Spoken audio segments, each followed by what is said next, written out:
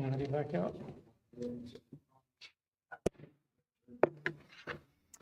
Good evening, Vacaville, and Happy New Year. I'd like to call to order the regular meeting of the Vacaville Parks and Recreation Commission. Today is January 7th, 2025, and the time is 6 p.m. Secretary, would you please call the roll? Sure. Commissioner Baruman, Commissioner Frazier, Here. Commissioner Golinger, Commissioner Kelsey, Here. Vice Chair Gutierrez, Chair Oz. Here. Great. Next, would everyone please rise and join me in the Pledge of Allegiance? I pledge allegiance to the flag of the United States of America and to the republic for which it stands, one nation, under God, indivisible, with liberty and justice for all.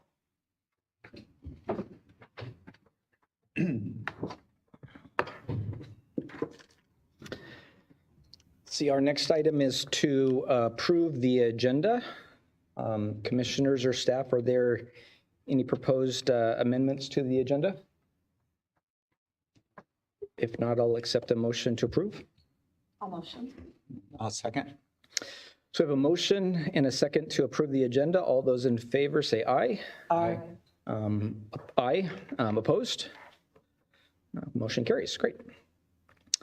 Next on the agenda is to approve the minutes of our regular meeting on September 3rd, 2025, and then also our special meeting of the commission, which was our facility tour. That was on September 27th, 2025. Any corrections or adjustments to those minutes? No changes that I know of. Great. So I'll also remind the commission that they'll need to abstain from voting unless they've watched or participated in the meeting. So do I have a motion to, well, and I'll separate both these. Is there a motion to approve the minutes of the regular meeting on September 3rd, 2025? I'll make that. Is there a second? Second. All those in favor of approving just the minutes of the regular meeting on September 3rd, say aye. Aye. Aye. Any opposed? Any abstentions? Great. Next, we'll approve the minutes of the special meeting, our facility tour on September 27th. Any motion to approve? I move. And a second? I wasn't there. I'll second. So, Can Rich second? Can I No. second? Oh, I'll second. okay, Sorry. great. So we have a motion and a second. All those in favor to approve the minutes of the facility tour, say aye. Aye. Aye. Any opposed? And any abstentions? Abstention? Great, Abstention. great. All right. So next we'll move to, our next item is communications. Director Mueller, are there any communications, or Secretary, are there any communications of the commission this evening that we should be aware of? Yes, good evening, Commission. We did receive one communication to the Commission, and I think it was forwarded to the Commission as well. So this is from Karen Nolan with the Vacaville People's Forum, and it has to do with 6th Annual Martin Luther King Jr. Day of Celebration. And so that is scheduled for Monday, January 19th. Doors open at 11 a.m. and the program is from 12 to 2. And it is at the Sunrise Event Center, Orange Drive in Vacaville. And that information should have been forwarded to all of the commissioners as well. It was, and it is a wonderful and very special event, so looking forward to it. Great. Next, we'll move on to presentations. Director Mulder, would you like to introduce item 6A? Yes, good evening once again. So Our presentation this evening is on our aquatics programming, and we have Recreation Coordinator Greg Wilson here to present on this item.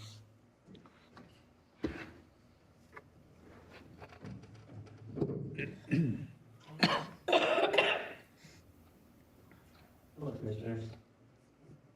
Speak to talk. Oh, hello, Commissioners. Just give me a moment to get my presentation Take your ready. time. Good evening. Good evening.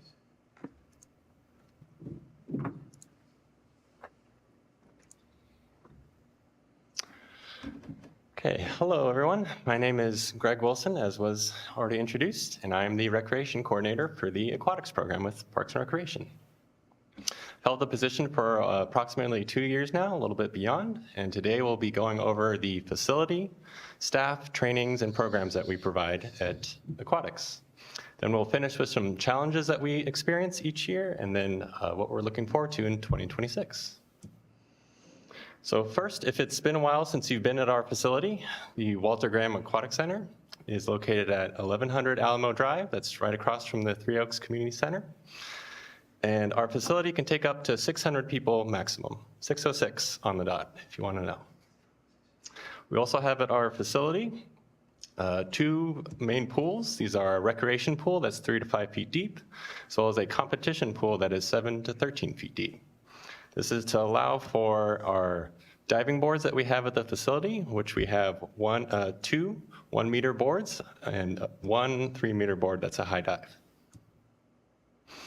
We also have in a corner of the facility an activity area that's essentially a water playground for young toddlers to come and play, and they have to be at least under 48 inches to be able to enter that part of our facility.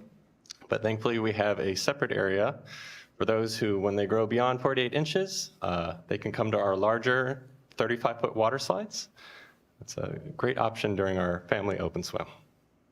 We also have a party pavilion that has shaded picnic tables, 2 charcoal barbecues, and a grassy area for lounging or games that we rent out for various parties and rentals.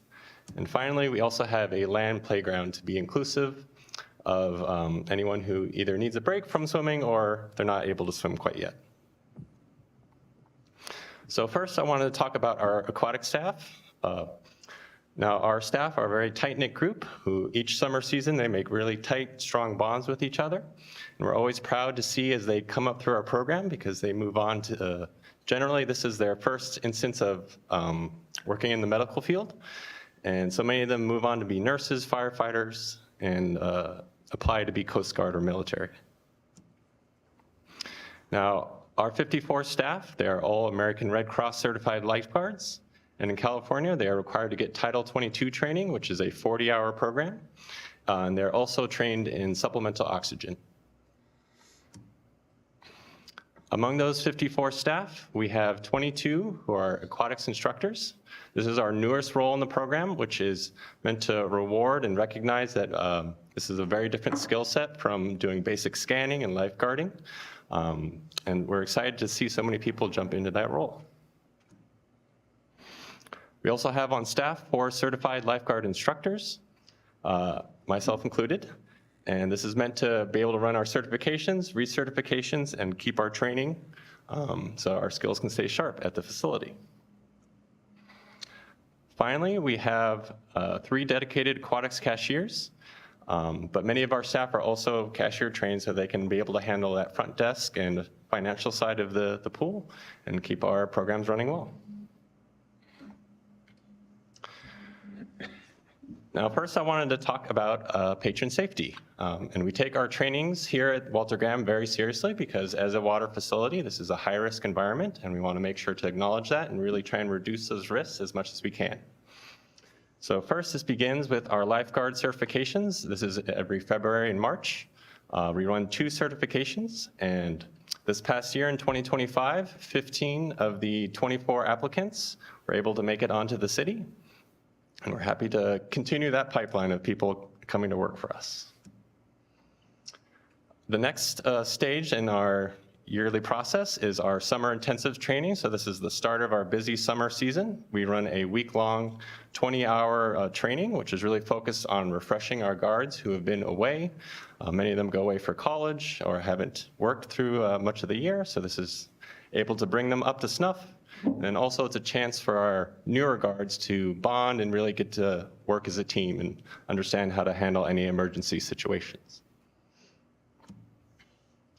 Next, we also run a swim lesson specific training because swim lessons is one of our most popular programs. So we really try and focus on passing those skills and making sure that our newer guards especially understand how to handle children and work with them in the water. And so we have a training for that. Now, throughout the summer, we also run a weekly in-service training. So this is every Friday. We have a 3-hour training, which is really meant to catch anything that we missed in that initial intensive training. And then also as we talk with staff and we do our audits throughout the year, we use this as a way to kind of fill those holes and keep everyone practicing throughout the summer. Now, speaking of keeping people on their toes, we also do 2 audits for each of our employees throughout the season. This is a full water rescue scanning protocol and CPR practice. And we generally do 2 so that if any of the newer guards who this is their first time jumping in the water, actually trying to find someone and save them, they can hopefully improve by that second one later on in the summer. Last, we have off-season training. This is just really to keep the skills of our guards sharp. So even if they have been away, so during the winter months when people come back from school, we have off-season training to bring everyone together and keep practicing. Next, I want to talk about our year-round city programming. So this is the programming that is run directly by our staff. This is not contracted out. They are the ones who keep these specific ones staffed and going. So first, again, I mentioned our most popular is our swim lessons. This starts all the way from 6 months old with our parent-child classes where they bring their young ones into the pool with them, all the way up through our pre-competitive level where they're working on breaststroke, butterfly, these higher level skills. And we do 4 sessions of this each year in the spring, summer, fall, and winter. We also try to provide for our adults in the community by having adult lap swim. Specifically for AM lap, we have this 5 days a week, Monday through Friday. Noon lap, this is 7 days a week, including weekends. And then finally, PM lap, Monday through Thursday. Finally, we also run a city water aerobics program, which we kind of titrate based on need. So in the summer months when there's a lot of people interested, we run 3 of these throughout the week, Tuesday, Thursday, Saturday.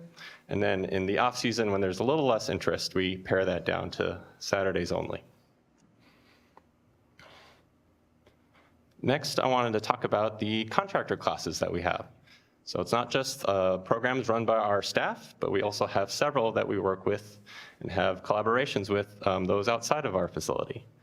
First is actually one run by our very own commissioner, Mr. Mark Frazier. This is the Adult Learn to Swim program that's run by himself and his wife, Lisa, along with several other instructors. And in this program, they have 2 levels that they provide for adults. Because as we know, the families who, the adults don't know how to swim, this severely decreases the chance that the children will also learn how to swim. So it's a very important program to focus on. And this last year, they had an article in the Vacaville Reporter that was able to triple their registrations for this last year. So well done, Mark. And we're excited to keep growing in that respect. Next, we also have a springboard diving program. This is taught by Quentin Mendoza, and he also has 2 levels in his program. Initially, a kind of beginner fundamentals class that's really to broaden the sport and get people interested in diving.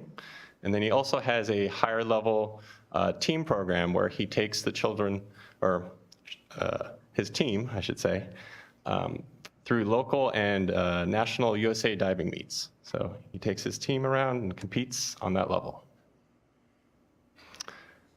Next, I wanted to talk about the water art aerobics program. This is run by Tori Busto. And this is a program that allows, give me a second. It's a great low-impact program that really helps the community to stay active, and especially for our older demographics to know that they can stay engaged in fitness no matter their years or any physical challenges they might have. Next, I want to talk about some of these summer programs that we have available at Walter Graham. So first is our most popular that we have, especially in the hot summer months. We are open for family open swim, available from midday in the afternoon to just enjoy open swim and have that recreation time. But we also work with several other camps, specifically 3 within Parks and Recreation. This is Camp Adobe, Camp Kindness, as well as Gymnastics Camp also come by and visit the pool. Next, we have Glow and Slide. This is a program that we revived this last year. It's essentially a nighttime open swim where we put out glow sticks throughout the facility. We have lanterns, turn off the lights, and it's a lot of fun to give older kids a chance to have something safe and fun at the nighttime, as well as for those who maybe want to avoid the heat of the day and get to the evening cool time.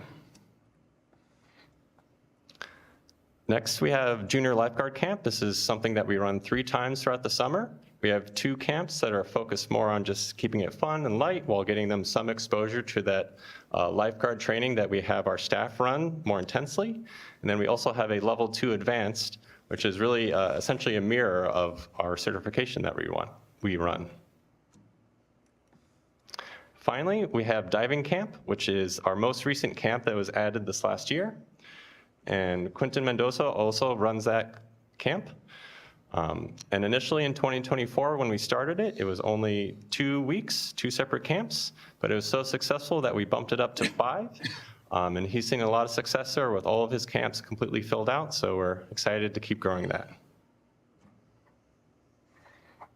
Next, I want to talk about some special events. So these are ones kind of throughout the year, not really tied to summer specifically, although I think a few of them are during that time. So first is our dive-in movies. So this is where we show films at the pool. We have an inflatable screen as well as projector. And this is our one time that we allow families to come in with inflatables and set up more picnic tables all around the pool. And initially, we were only showing this 1 time a year. It is a good amount of work on our end to get that set up. Usually have some kind of technical difficulties. But they're so high demand that we bumped it up to 2 films in 2024, and most recently, 3 films in 25. Our next event that we have is in April. This is the underwater egg hunt. And with family feedback, we've really improved on this quite a bit. This is a chance for families to come and search for golden eggs in our pool. And we really worked on trying to live up to our title by having sinking eggs as opposed to them just floating along on the top. And then because we had many families who would show up late to this event, we actually broke it up into 2 separate hunts, along with a separate hunt on the land. So if anyone who couldn't swim, they could still have an option. And this has been a big success. Families really enjoyed those changes that we made.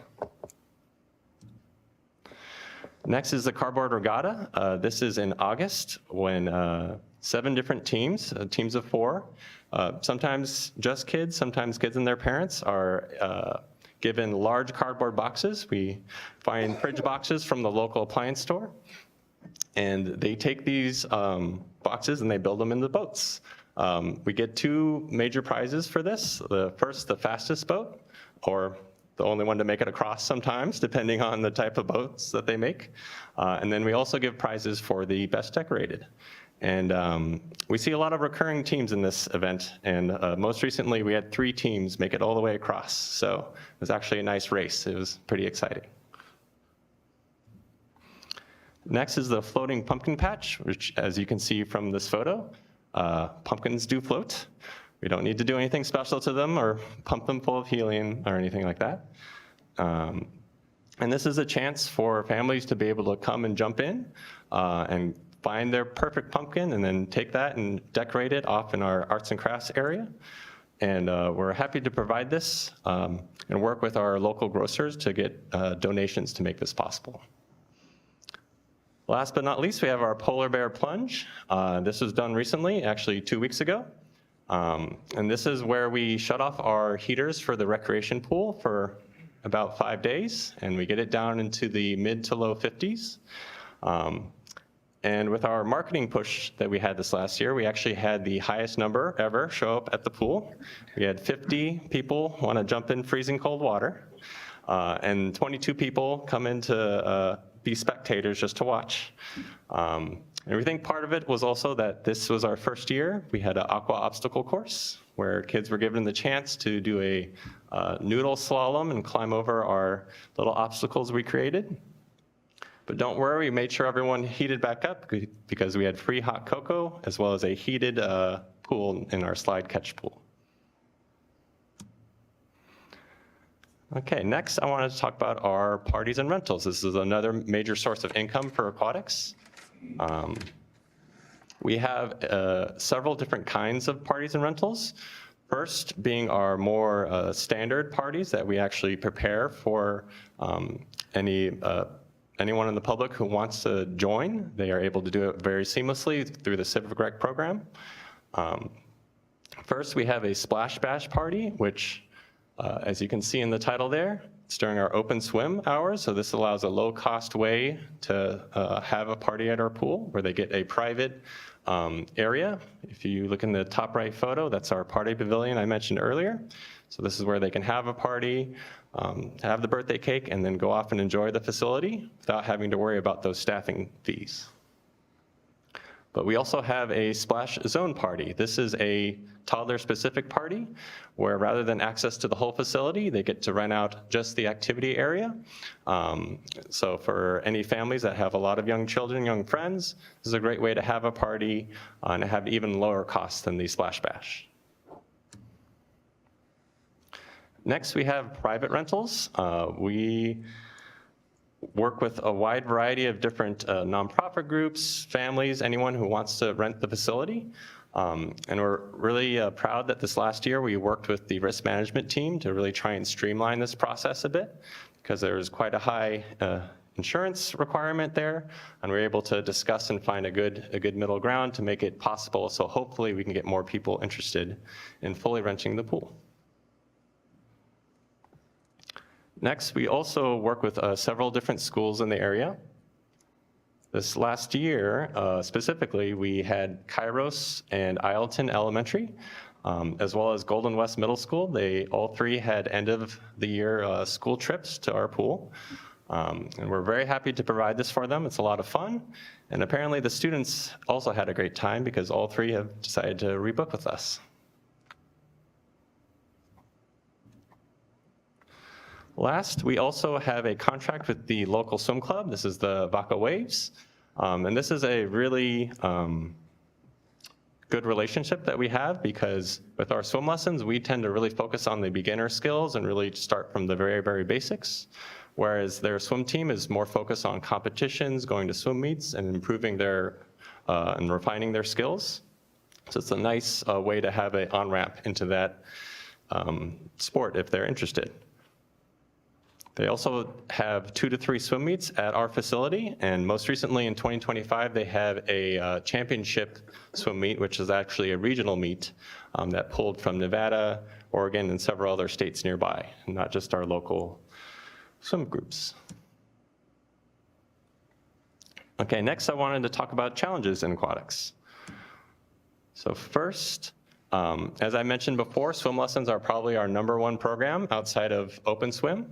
We get an extremely long wait list to the point where we have 20 to 30 children vying for a single spot in a 4 or 5 person class. So trying to make sure that we are providing as much as we can to the public while keeping it safe, and also allowing for some wiggle room, because many times parents or kids don't know how quickly they're going to acquire these skills or which ones to start in. So we have to keep that in mind, and it can be challenging to make this work. Next is off-season staff availability. Because many of our staff are high schoolers or go off to college each year, it can be challenging to keep our program staffed in the off-season specifically. And so trying to make sure we find and recruit people who can be around or who are going to the local college, that's important and something that we sometimes struggle with. Next, we have a lot of ideas and things that we want to try at the pool. However, our staffing is currently at the level to where, and usually each year, it's only enough to just get the current programs running. So even though we have a lot of ideas and things that maybe we want to try, we can't go outside of our budget, obviously, and we have to make sure we have the staff for it. Next, as an outdoor facility, Walter Graham is exposed to all of the elements, any inclement weather. And then we also have several local pools that are temperature controlled and indoor. So that sometimes we have competitors we have to deal with there. And I don't blame them in the winter months when it gets quite cold.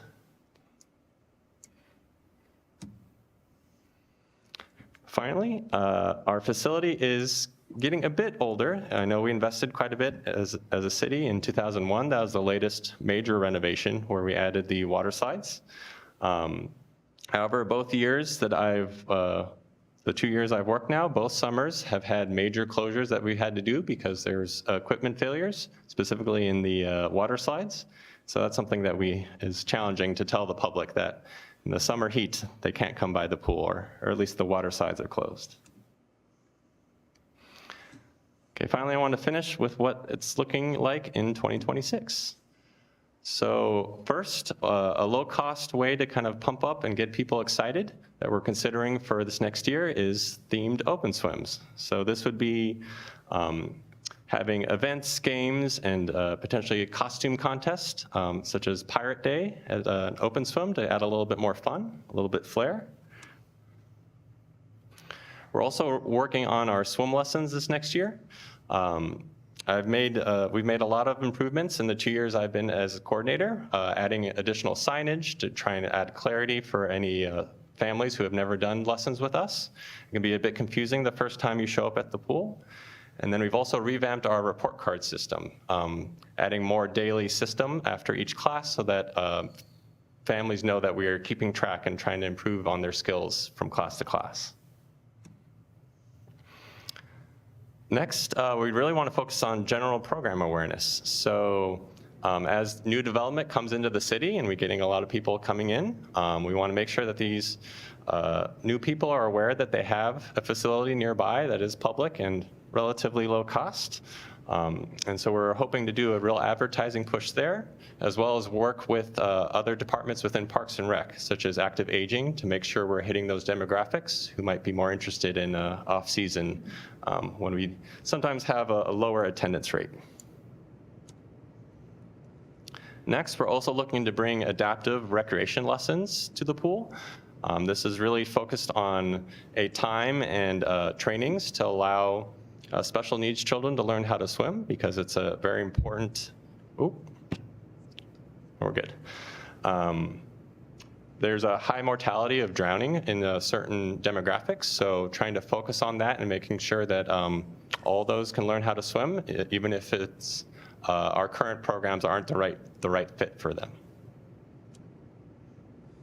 Last, we have this next year, the Vaca Triathlon, which unfortunately we had to go on a hiatus this last year, but thankfully we're bringing it back for 2026. And this is a youth triathlon where the children do a swim in our pool and then go immediately into a bike and a run with different courses depending on their age.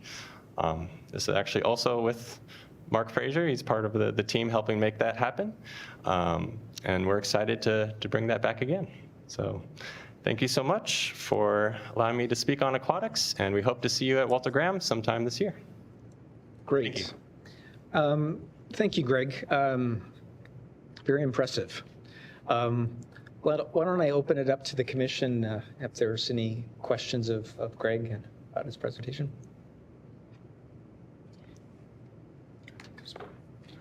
Start with Vice Chair Gutierrez. Hi, thank you so much for everything that you're doing as well. Commissioner Frazier, what you're doing. Curious, you mentioned a couple of times that you've made changes based on feedback. How are you getting that feedback? Is everyone getting surveys, or is this just when they tell you something? A variety. So many times we talk with our staff after major events and try to get a sense if they've heard anything specific, but we've also done surveys where we reach out to, especially our swim lessons, we try and do regular surveys to find out if there's something specific we need to work on. But yeah, we do a variety of things because we also get people who reach out to us directly to make sure that they're heard. So wherever the information we can get it. Thank you. Commissioner Frazier. Yep. Well, thank you, Greg. Yeah, I just wanted to give a couple of shout outs for this year at the pool. One of the things is, I get to the pool a lot, and I'm just talking with some of the other people that are swimming and stuff like that. The facilities crew there, they're doing a great job this year. In past years, sometimes that heating and stuff like that, I hear comments from people, oh gosh, it's so darn cold, or whatever. But this year, whoever's doing the maintenance this year and even last year has been doing an awesome job for the maintenance on the pool. So whoever that is, pass that on to them and, tell them thanks. And the other thing too, Greg, is just you guys and just like really in the summertime, that pool is so busy. And really for a city our size, we have really, we really should have more pool space for a city our size. So what you guys do with just that one facility is great because you're flexible and trying to pull together the different needs of the different groups. And so sometimes in the past, it hasn't been quite as efficiently used, the pool, because it'd be like spaces where, there's this whole part of the pool that's not being used and stuff like that. But I think you guys have done a really good job at trying to plan it out so that the whole pool space is being used. Even if it's a couple groups at the same time, and those kinds of things. So I just wanted to give you guys kind of a encouragement with that. So good job. Thanks, Mark. And yeah, I second the Public Works team that they have a rotating crew. They've done a fantastic job, and they try and reduce the pain as much as they can. When we had those slide closures the last 2 summers, they worked as fast as they could and really did the best to make it back up and running. Yeah. Great. Thank you, Commissioner Frazier. Yeah, Greg, I just I had a few questions again relating to the concept of our capacity. And I think Commissioner Frazier alluded to it that unfortunately for a city our size, most cities of our size have more facility space than aquatic facility space than we do. They would have at least 2 probably facilities at minimum of our size. So we're working with that capacity constraint. And I hear you your presentation.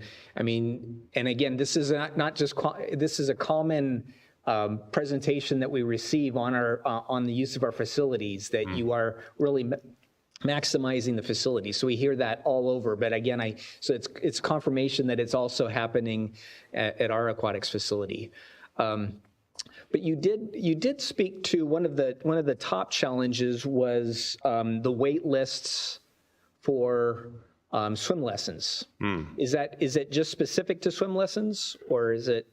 It's where we see the most common issues there. It's by far the highest demand. In many other programs, we have to kind of work at advertising and getting the word out there, whereas with our swim lessons, parents are already on day 1 of registration, ready to fight into each class.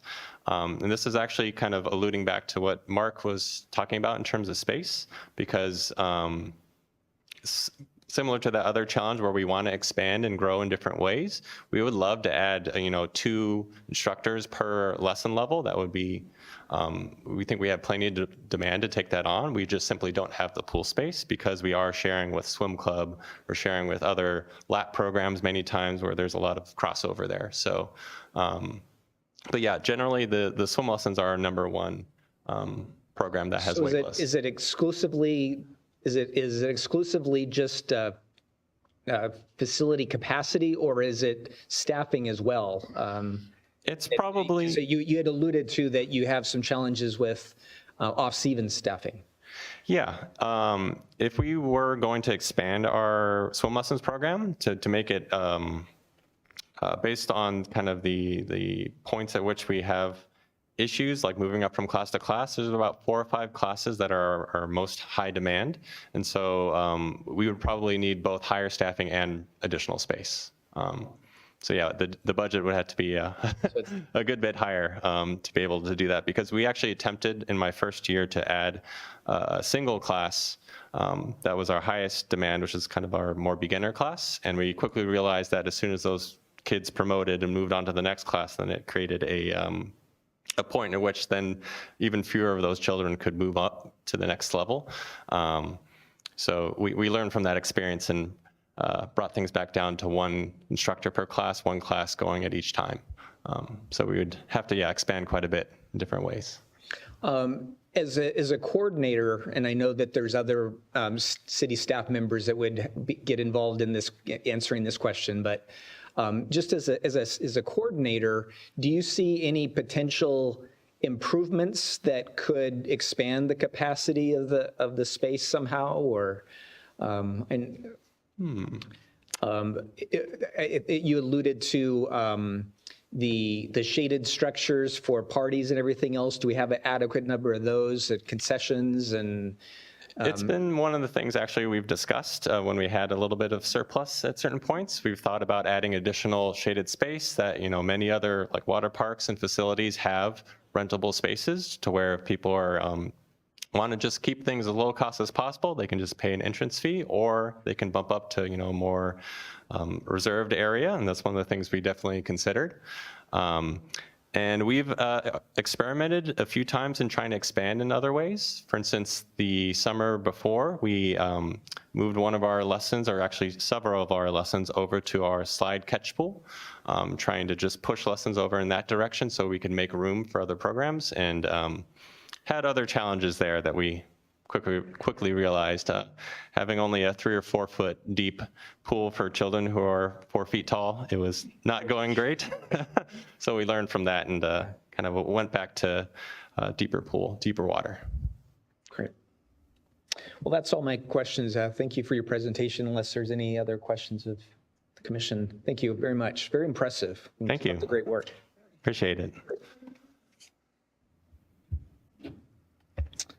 All right. Next is business from the floor. So this is the time for any members of the public to address the commission with issues that are not on the agenda and that are within the commission's subject matter jurisdiction. 3 minutes per speaker, and please come to the podium. Evening, Tony. I am Tony Smith. Oh, That on Browns Valley. I don't know if this pertains to the park so much. I went to city council about this, and there's a student that went to school here in 1967, and he was class president at Vaca High, and his name is Chris Cortez. And I was thinking that we name parks and things, people, streets, and he's a retired Marine Corps general, 2-star general. And I was thinking, I wanted to read this to you. When Chris Cortez retired from the Marine Corps after 33 years in uniform, he emerged with a robust resume, seemingly guaranteed to grab the attention, if not the hearts, of civilian hiring managers. He was a 2-star general. He led the recruiting of more than 75,000 men and women in the Marines. He'd supervised operations for 300,000 military personnel across what today is known as U.S. Indo-Pacific Command. And during the Gulf War, Cortez served as battalion commander of 1st Battalion, 5th Marines. His unit was assigned to Task Force Ripper, which played a significant role in conflict, navigating challenging conditions and contributing to the capture of many surrendering soldiers. During the push to Kuwait City, Task Force Ripper retook Kuwait's Al Jaber air base and helped liberate the country, effectively ending the war. Now, I was thinking that it would be nice to, when these new parks come online, maybe name a park after him. How many 2-star generals come out of Vacaville, Vaca High? I don't know of any but him. So I don't know Chris that well. I went to school with him, but I remember he's class president. I thought it would be a nice thing to do for the community and have him, you know, I mean, that's a pretty cool thing, I think, you know, 2-star general, Marine Corps. So he's a stand-up guy. I know that because he's been, you know, he served 33 years in the Marine Corps, and he went into Microsoft. He works for Microsoft now, and he hires military veterans that want to learn the tech industry. So he does that now for Microsoft. So anyway, I thought I'd run that by you. And a couple other things real quick. It was nice that the city planted those ginkgos downtown, street trees, and some oaks and things. That's going to look a lot nicer in the future. That was a nice project. I don't know who did that, but it's part of the Parks Department, I imagine, the street tree program. And so I thought that was a good thing. And one more thing. Out where I live, there's a seasonal pond out there. And I know they're putting the BMX bike track out there. But that seasonal pond would be nice to be kept alone and leave it natural. We need natural parks. We need to plant native plants and to bring back pollinators and things like that. We plant too many plants from China and other countries. We need more native plants in this city. And that's very important for habitat and everything else. But that seasonal pond, it'd be nice to leave that alone and have natural parks. We don't need to have to build on every little inch of ground we have and put in some natural parks instead of, you know, so many playgrounds and stuff. I mean, I like that too, but, you know, we need to be more diverse that way. Thank you. All right, thank you. Thank you very much. And just for your information, my understanding is that we will be assembling a committee, our facility naming committee here relatively soon. And so there'll be a public process for you to be able to provide those nominations and everything else. So. Okay, yeah, I thought I went to city council, but I never heard back. Okay. So, Keep an eye out. I came here, so I figured, you know, they get new parks online. They always name them after, Yep. you know, all these people. And I said, here's a local guy that's a 2-star general. I mean, it only makes sense. So thank you. Great. Any other members of the public interested in speaking?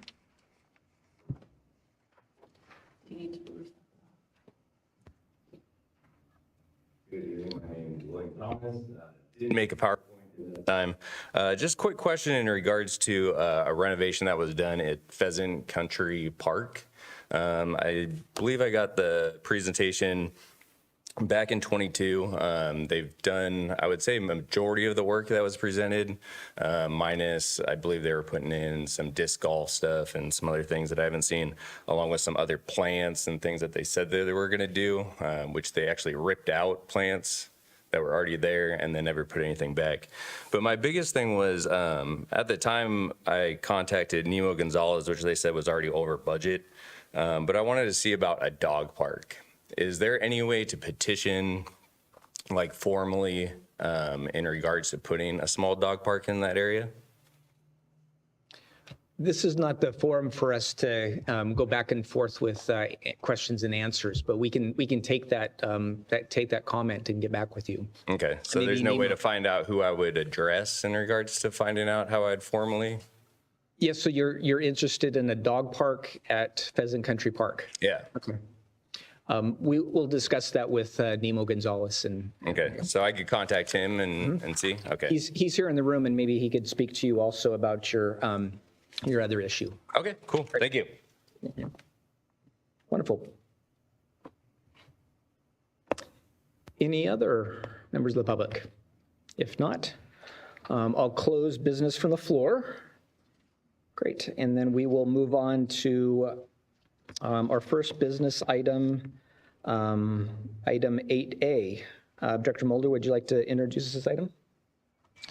Yes, I'd be happy to. So this first business item is discussion and feedback of the Arts Advisory Committee prioritize list of the Arts and Cultural Master Plan on strategies and opportunities.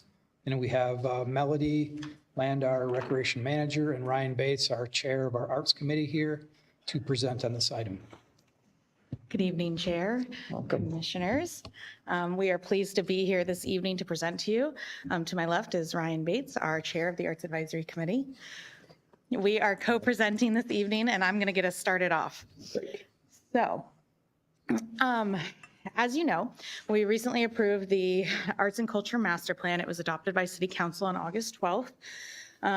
In the plan, there are 30 opportunities and strategies outlined.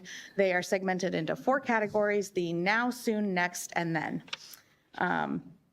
Just recently on October 8th, the Arts Advisory Committee reviewed those initiatives and identified items within the now category, which is our 1 to 4 year section, and prioritized their top 5 initiatives. So we're going to show you those top 5 tonight. Before we do, I just wanted to give you a snapshot, and I apologize, this is a very wordy slide, but these are all 16 of the strategies and opportunities that are in our action matrix, which was included in your packet this evening.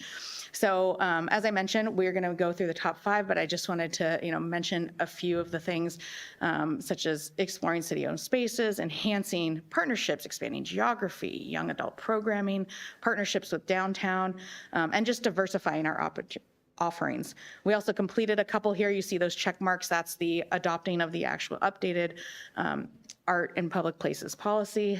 And then some opportunities that were identified are working with the Vacaville Art League and Gallery to kind of bring in some new programming, combining more visual art and music together.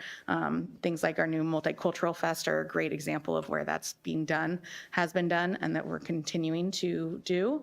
Opportunities for a chalk festival, bringing in some additional staff to help in a coordinator position, and then expanding our partnership with the Art Gallery and League, and that's more of a funding prospect. So, and then you'll see the last 3 there under opportunities are all funding exploration, general fund, % for art and capital improvement projects, and then an art and probably private development requirement. So those were all the considered opportunities that we looked at with the Arts Advisory Committee. And at this time, oh, sorry, wait, I have one more slide before.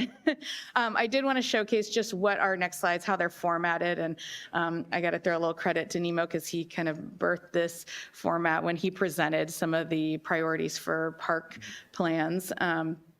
And just recreation facilities. So this is where you'll see, kind of the title of this opportunity or strategy, and then some project information, some of the timing we see, potential project costs. These are just these nice little icons that give you a sense of, is this a large budget or small budget, the staff resources, and then committee resources, because our committee members are active and get involved with these projects. And then ending with a bit of a staff recommendation of what that could look like. So with that, I will hand it over to Ryan. Thank you. Good evening. So I'm sure each of you have read the Arts and Culture Master Plan in its entirety, right? It is a very deep document, and it has become the driving force of what the Arts Advisory Committee's kind of Bible. It's what we're going to drive towards. A lot of our initial goals are things that we can do mostly with time, because we don't really have any money. Right, and that is a very common problem across all of our things. And Parks and Rec obviously gets the least share of all of the city money, which I think is very sad. We're going to change that. We're going to change that. Thank goodness. So much of what Vacaville is in Parks and Rec is the outward face of what our city represents. And I know that you guys, as members of the Parks and Rec Commission, you believe that very strongly, just as I do. So the things that we are going to try and do in the Arts Advisory Committee is try to further get a hold into the different groups in our town, right? So the first one is to extend a partnership with the Vacaville Art League. Right now, in the past few years since I've been on the committee, really all we've done is attend the gallery shows. Purchase a piece. The city purchases a piece from there every year. That's the lion's share of our budget, right? We spend about anywhere between $500, I think, is our max that we spend on that. This year we purchased a really amazing watercolor piece that I have ideas for. We have ideas for. The piece itself, I'll get into this for just a second. The piece is a watercolor of kind of this gremlin-y character with a fishbowl in his belly, right? And in the fishbowl is some fish, right? It's a very cute illustration. We'd like to turn that into, a larger poster campaign and bring it into the public library that's going into Ulatis. So incorporating public art into the titling of the things that we're doing in our spaces. That's just one idea. We have a ton of public art that is even still in storage. We have spaces and art that need to come together, right? One of the things, so our partnership with the art gallery is one that we want to make stronger. Right now, we're very limited in what we're doing with them. They're running their own thing, and we're kind of just supporting that a little bit. As the Arts Advisory Committee, we'd like to strengthen that and offer more programming and bring in gallery showings and operate in a little different capacity with the Art League, okay? And that's just time, right? That's a person on the committee to be able to go talk with them, go to their board meetings, be a part of their ecosystem, bring that stuff back, talk with Mel and the rest of the committee, saying, okay, this is something we can do, something we can't, something we can help to fund, something we can help with fundraising for, or grant application, or a lot of ways that we can be involved. And that relationship, that is a similar model for the other organizations that we're a part of. Visit Vacaville with their art walk, right? There's a lot of different little subcommittees that are involved in this in our town that we're just not really at the table, right? And with the committee that we have now, we have the bandwidth to be able to be a part of it. And so we want to maximize that participation. Brooke is deeply involved in it, and is really there. Another partnership, and it's outlined in the slide in your packet, is the relationship with the DVBID in the downtown, right? The downtown, the Art League is all kind of central to the creative space of what Vacaville's heart is, right? It's the heart of the downtown. We know that. We do other events and programming at other venues, obviously Ulatis and things, but when you think about an outdoor event, you think it's going to be at Andrews Park, you're going to think it's going to be in Town Square, and we can only do those so much, right? But it's a collaboration with the downtown that's going to make that happen, right? And now is a really critical time with that, with the feasibility study that's going on with the business owners and the businesses, and what's going to happen with the downtown over the course of the next 5 to 10 years. The downtown is potentially going to look a lot different than it does now. And if we're not in that from the start, then we're going to be on the wings of it, and won't be involved. So we want to be involved with that and be involved with that from the beginning. So those are kind of so it's collaboration with different organizations that we want to work with, that fill a void in not just public art, but in presentation, in music and theater. It's not just art and watercolor, right? It's dance and it's music and all kinds of things. I mean, have you ever seen a drum circle in Andrews Park? I don't think so. I mean, I haven't. Have you ever seen a drum circle there? No. There's no reason why something like that can't be involved, in a something. There's a lot of creative ideas. Incorporating the public art into our public spaces, right?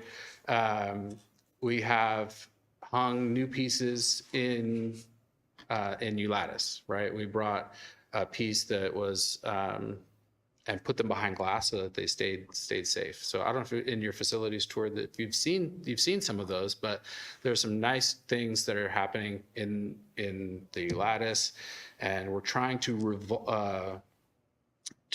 rotate pieces through. So we're bringing things out and bringing things in. So we're not always showing the same thing. So that on an art walk, it brings new blood, new life to it, because it's not things that everybody's seen all the time.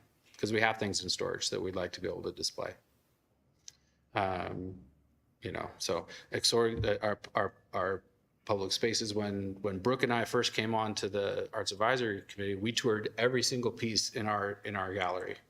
and every single space that we had. We have 2 or 3 new people on our committee, so they're now doing that same thing. So we're very knowledgeable about what's out there, and we want to make sure that it stays kind of gallery driven, you know, so that there's pieces on the website that people can go and see.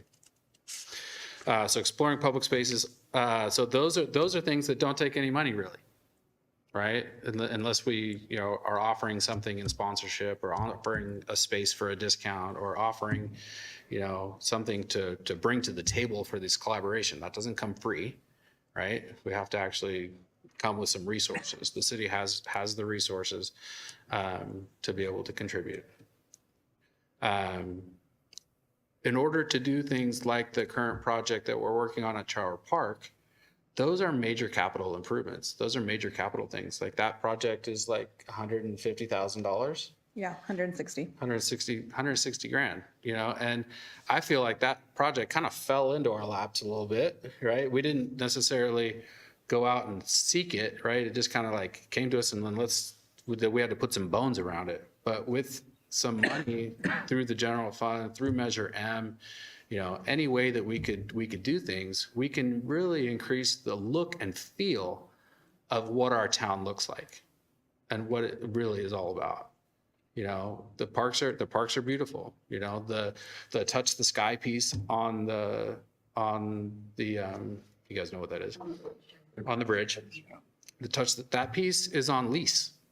That's not Vacaville's piece, right? The lease is going to come up, and we're going to have to be in a position. It's brilliant on the artist, absolutely brilliant. Either we're going to rent it for another term, or we'll have the option to buy, which is brilliant, super smart on the artist perspective. It's either continual revenue for them, you know, or the option to buy. They'll make something else, you know, and go with it, right? But having something that is now a focal point of the downtown, right? If you take it away, you're gonna have to put something else there, right? Because it's now a focal piece of art. You know, so those kinds of considerations with funding, you know, with some money, we can do some things, right? Otherwise, it's just lip service, and we're not gonna be able to do anything, right?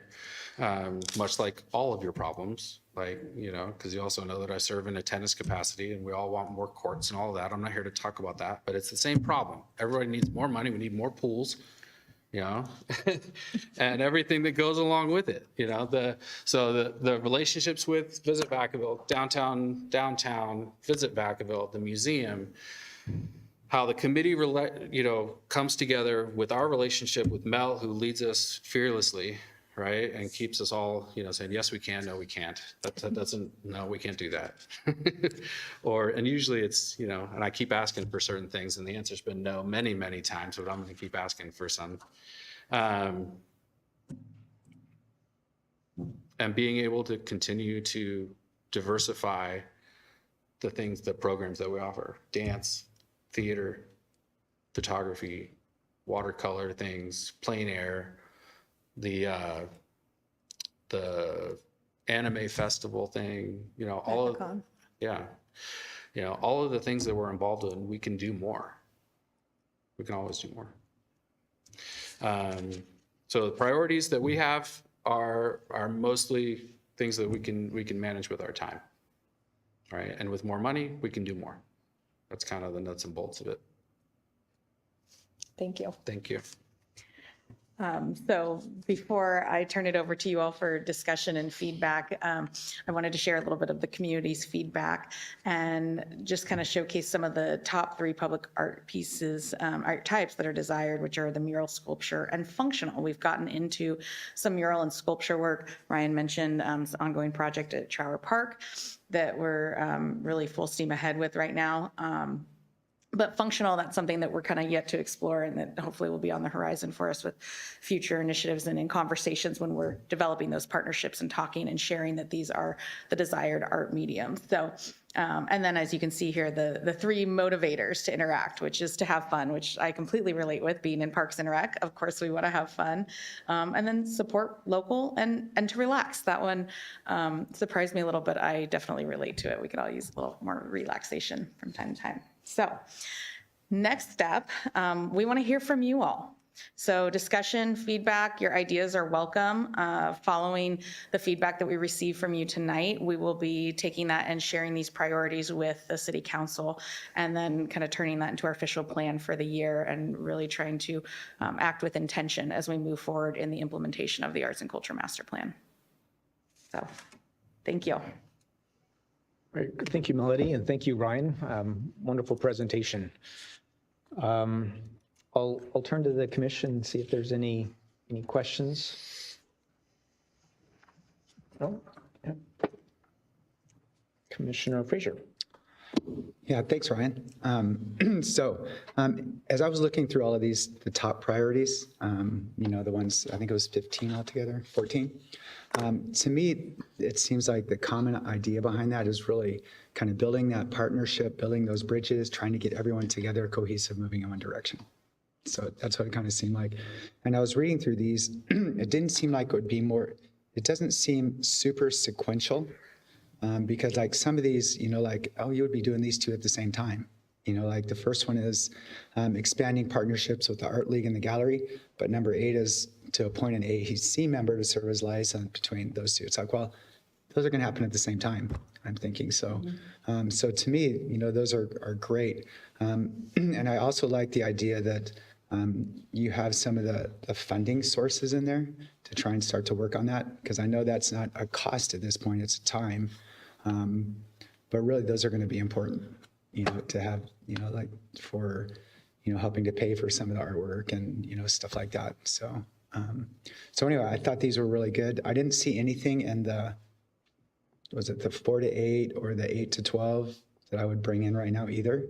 And so I just say kind of work on these, and it does seem like it would be something to work on together. It's not going to be too sequential. Yeah, the collaboration pieces, we would get together as a committee and be like, okay, what are the ones that we really feel like we can get into? How much can we distribute that amongst the committee members? Because one person can't be in 7 committees, right? To try and make that happen. So if we can get everybody involved in one, or a half of one, or share a few. If we can get into 3, 3 discussions that happen on a regular basis, I think that would be good. And working with the primary partners that are the driving factors, probably going there first, right? On number 6, it's enhanced partnerships with various art organizations. What are some of the other art organizations besides the big ones? What like? With the Art League is obviously a big one. Right. There is a group in the college environment. There's a photography program at the college that is active. There's there's smaller like watercolor groups and acrylic groups that do meet. They're small, but they're still present. They're people that we would look to when we were trying to put together some sort of a gathering of those people, right? Have you thought about and I can't remember if this came up before, but through the school district, because they have AP art classes and a lot of really awesome artists and stuff. So. I'm friends with both all 3 of the Vacaville art teachers and the photography teachers. Yeah.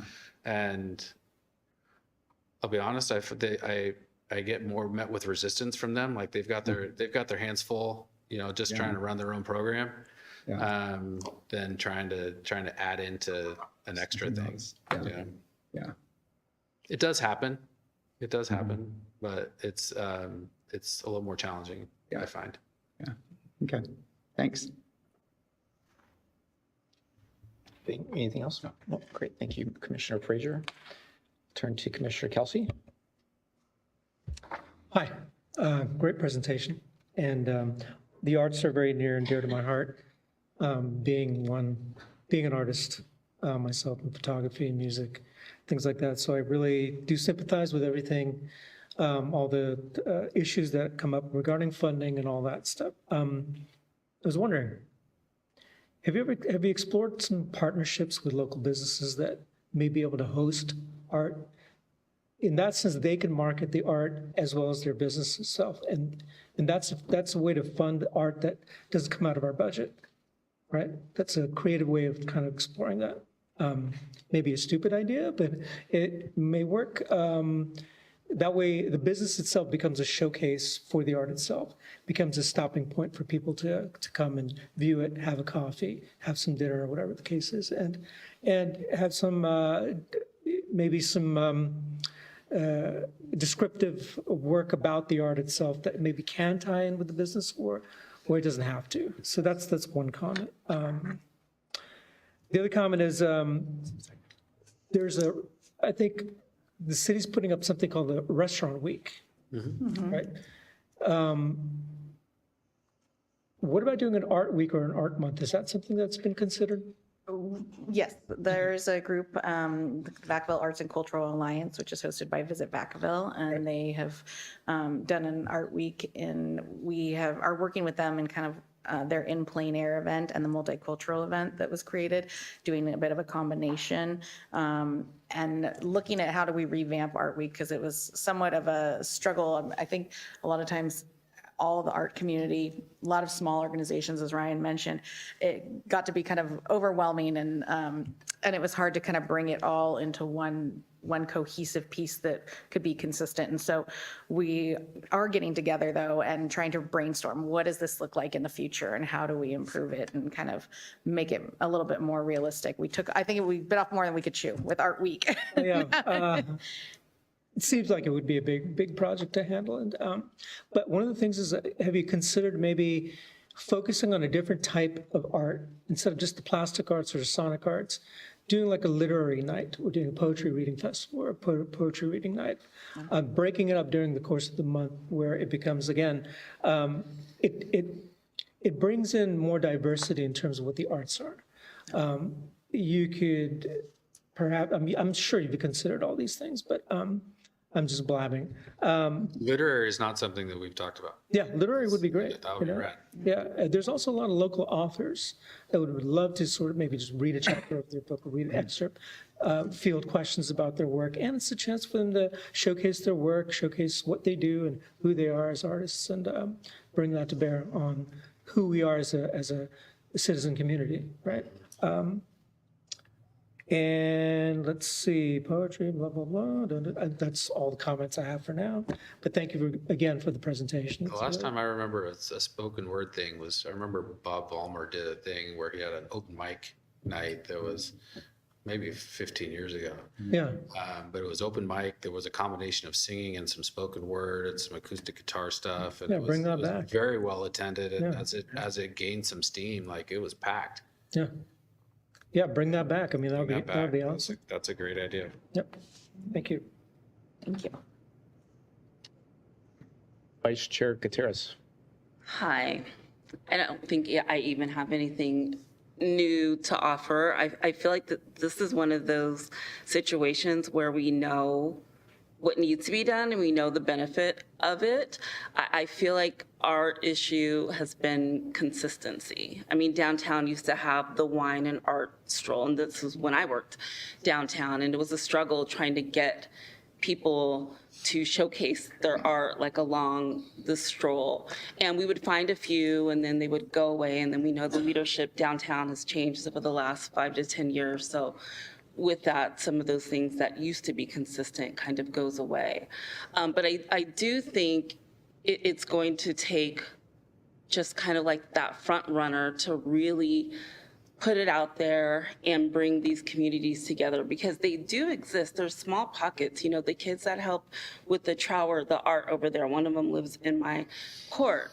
There is, you know, the work that we have with the people who've done the murals. Even at Play for All Park, some of those murals there, one of them was one of the McGuires that did a great mural for Vacaville Public Education Foundation. So I think it's grabbing these pockets of folks, because they exist, but not cohesively all together.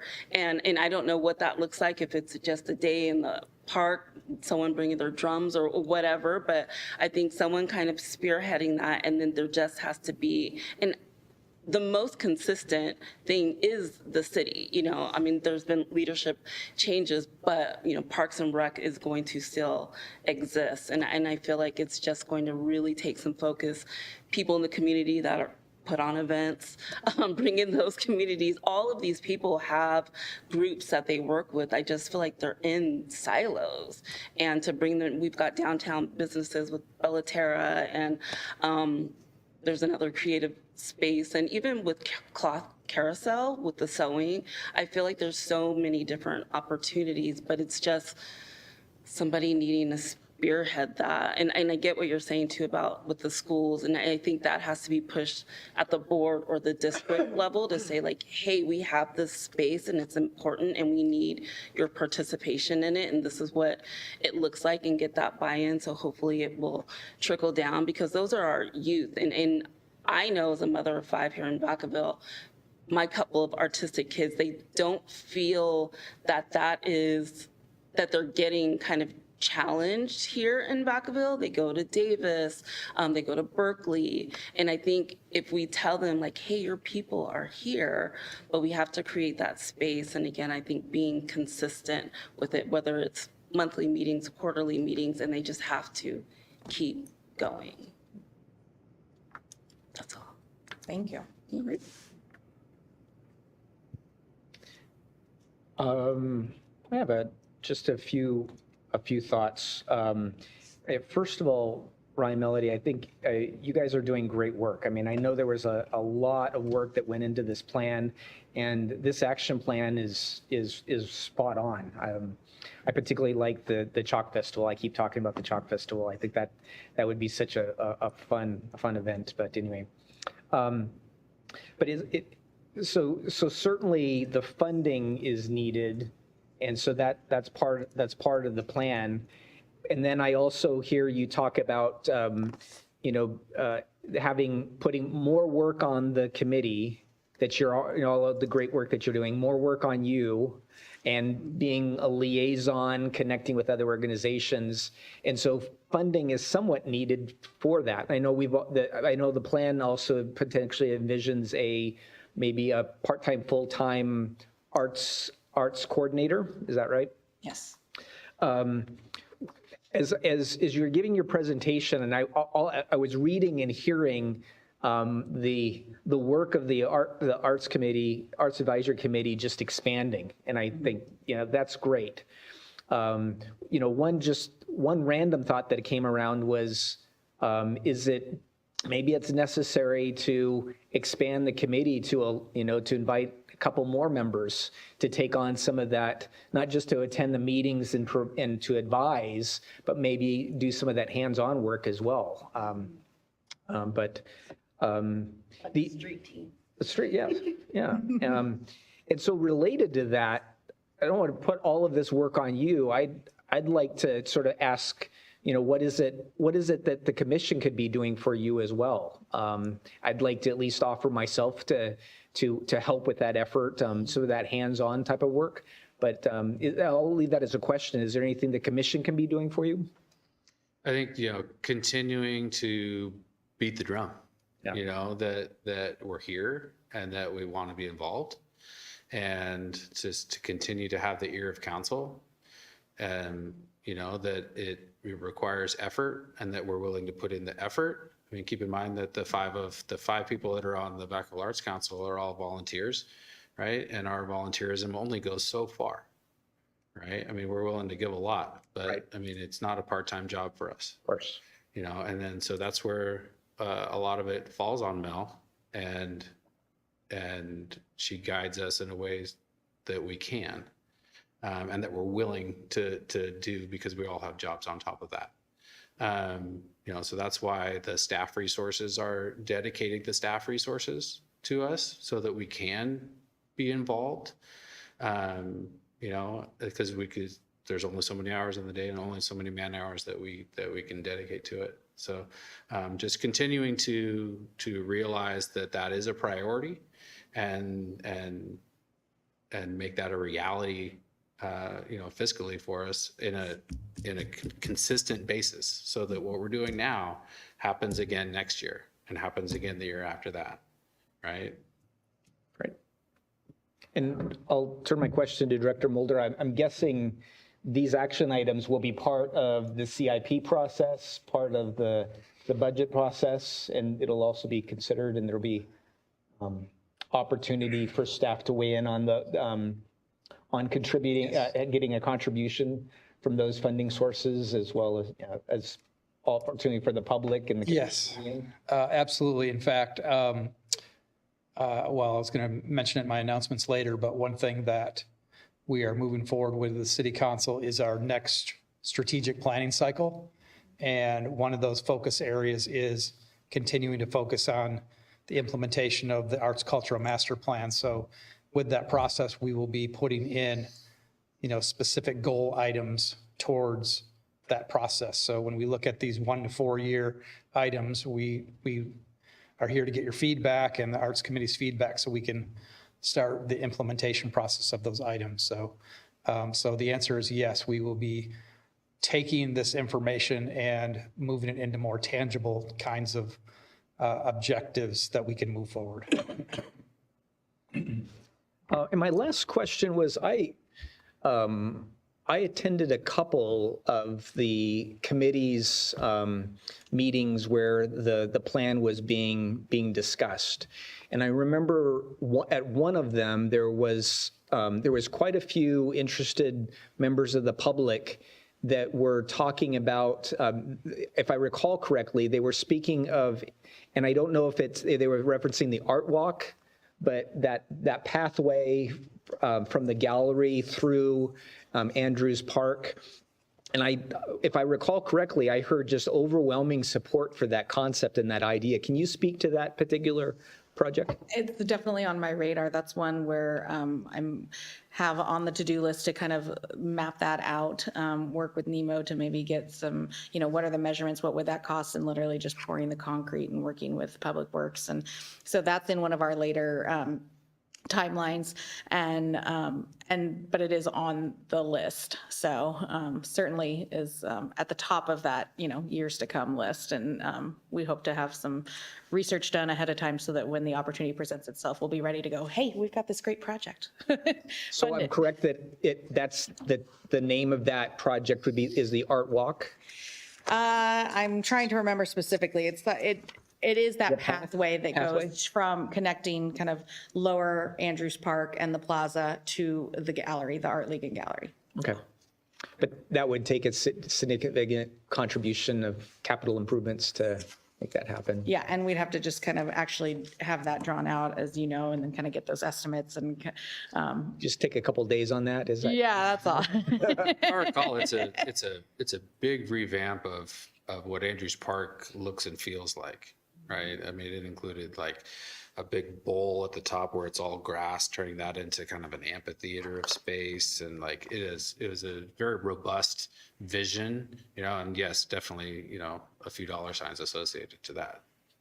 Great. I just remember overwhelming support for that. And there was, I think 6, 7, 8 people spoke on it, just, really hammering that pathway would be fantastic. I think they were ready to grab their shovels the next day and start right, digging right. out a path right away. Yes.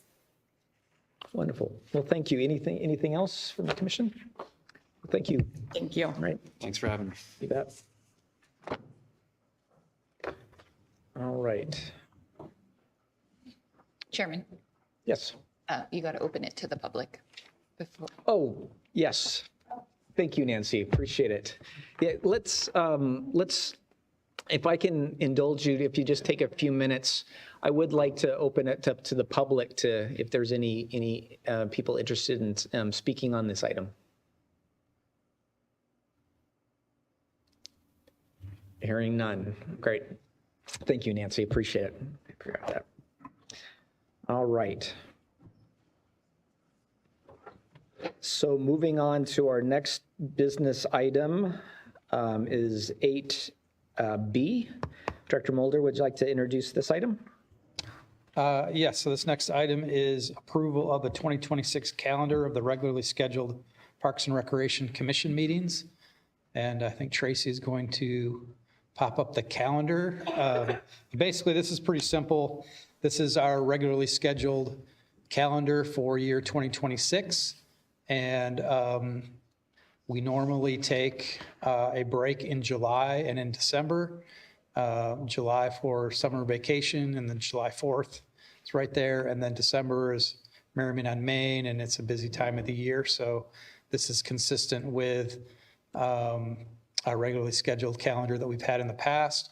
And also, I will just mention that it does not mean that if there is specific business of the Park and Rec Commission that has to take place, that even though there is a break in a couple of these months, that we couldn't have a special meeting scheduled to if we had any items that we needed to bring forward. So with that, here's the calendar, and we are asking for a motion and approval of the 2026 calendar. Any questions of Director Mulder? Great, I'll entertain a motion.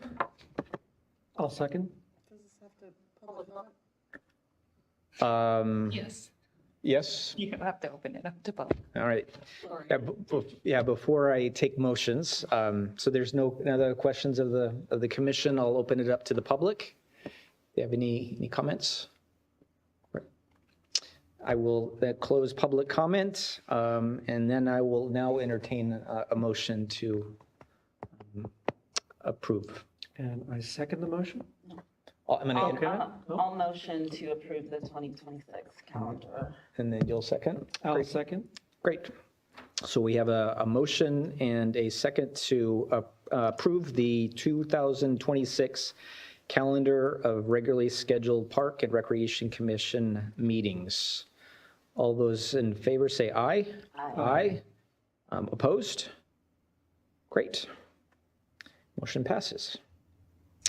Great. Moving on to committee reports. Commissioner Kelsey, the Play for All Committee.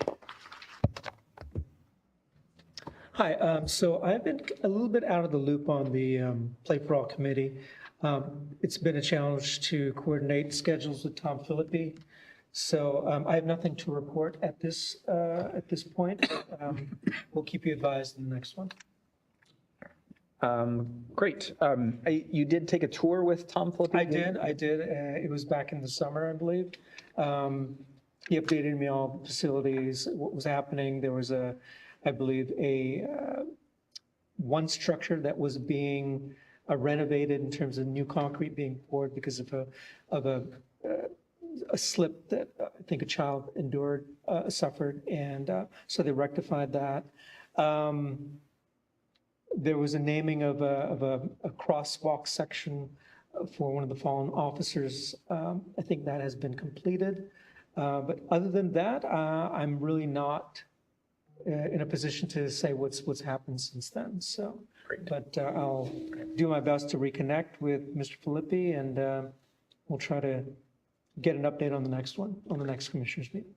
Well, I know Nemo Gonzalez will be up here shortly if he has any other comments. I'm sure he'll use that opportunity. Great. Moving on to the Youth Sports Advisory Team Committee report. Commissioner Gullinger. Well, I hate to say it, but I kind of actually have the same report, which is not much of a report. Since we haven't seen you guys since September, it's been a while.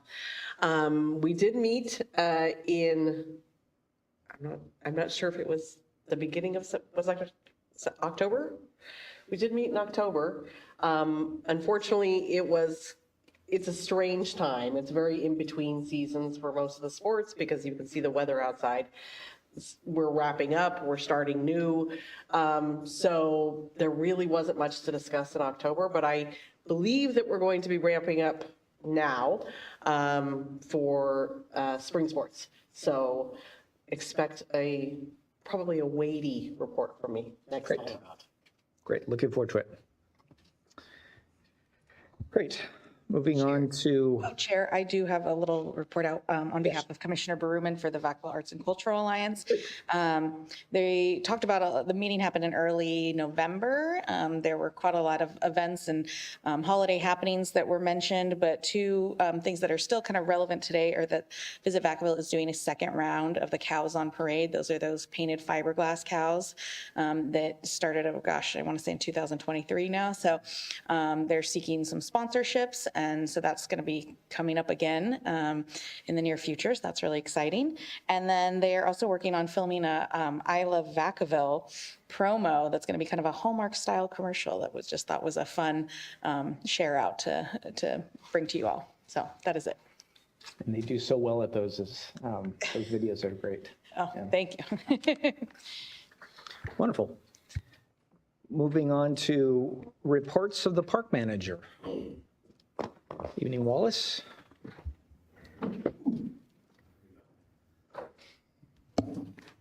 Happy New Year. Happy New Year.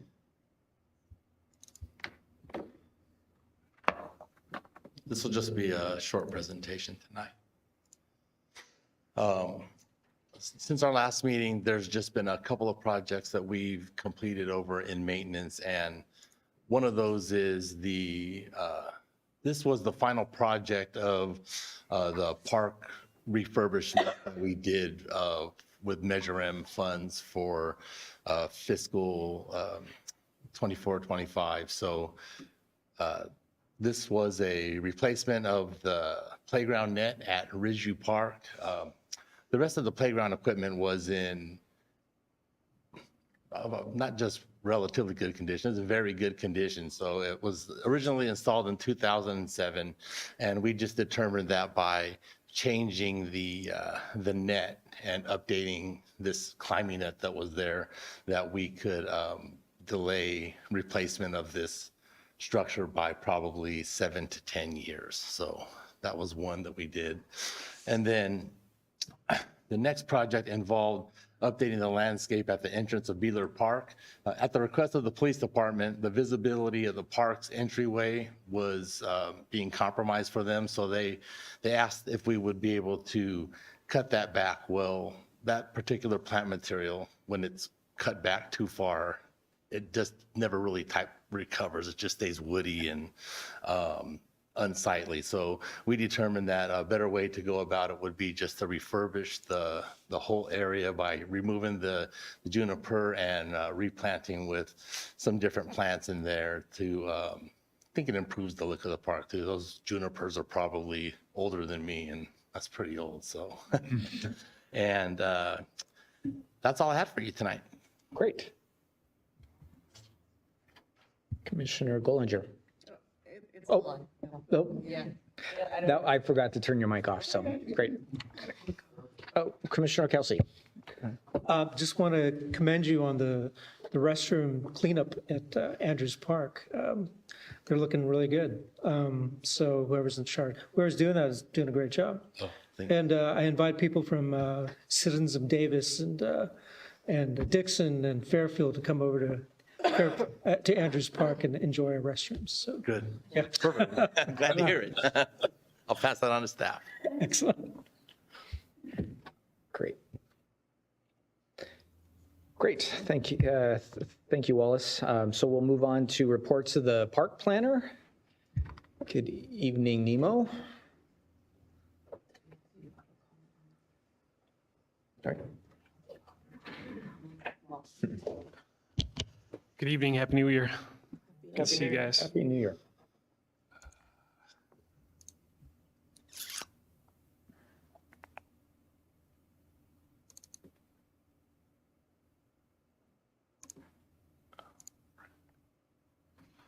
Alrighty. My presentation is also brief, but I've got some goodies for you guys. My first update is Magnolia Phase 2 is complete, and it adds almost 6 additional acres to the park. The design includes 2 bocce courts, a gazebo-style shade structure, a soccer field with movable soccer goals being installed very soon, a second basketball court, some satellite picnic facilities, benches, and some associated landscaping.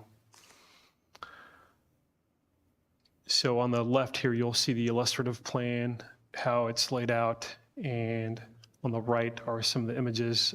It was raining the day that we went out to take the pictures, but you can see the new bocce courts at the bottom, with some of the satellite picnic tables to the right, the new basketball court, and the gazebo-style shade structure.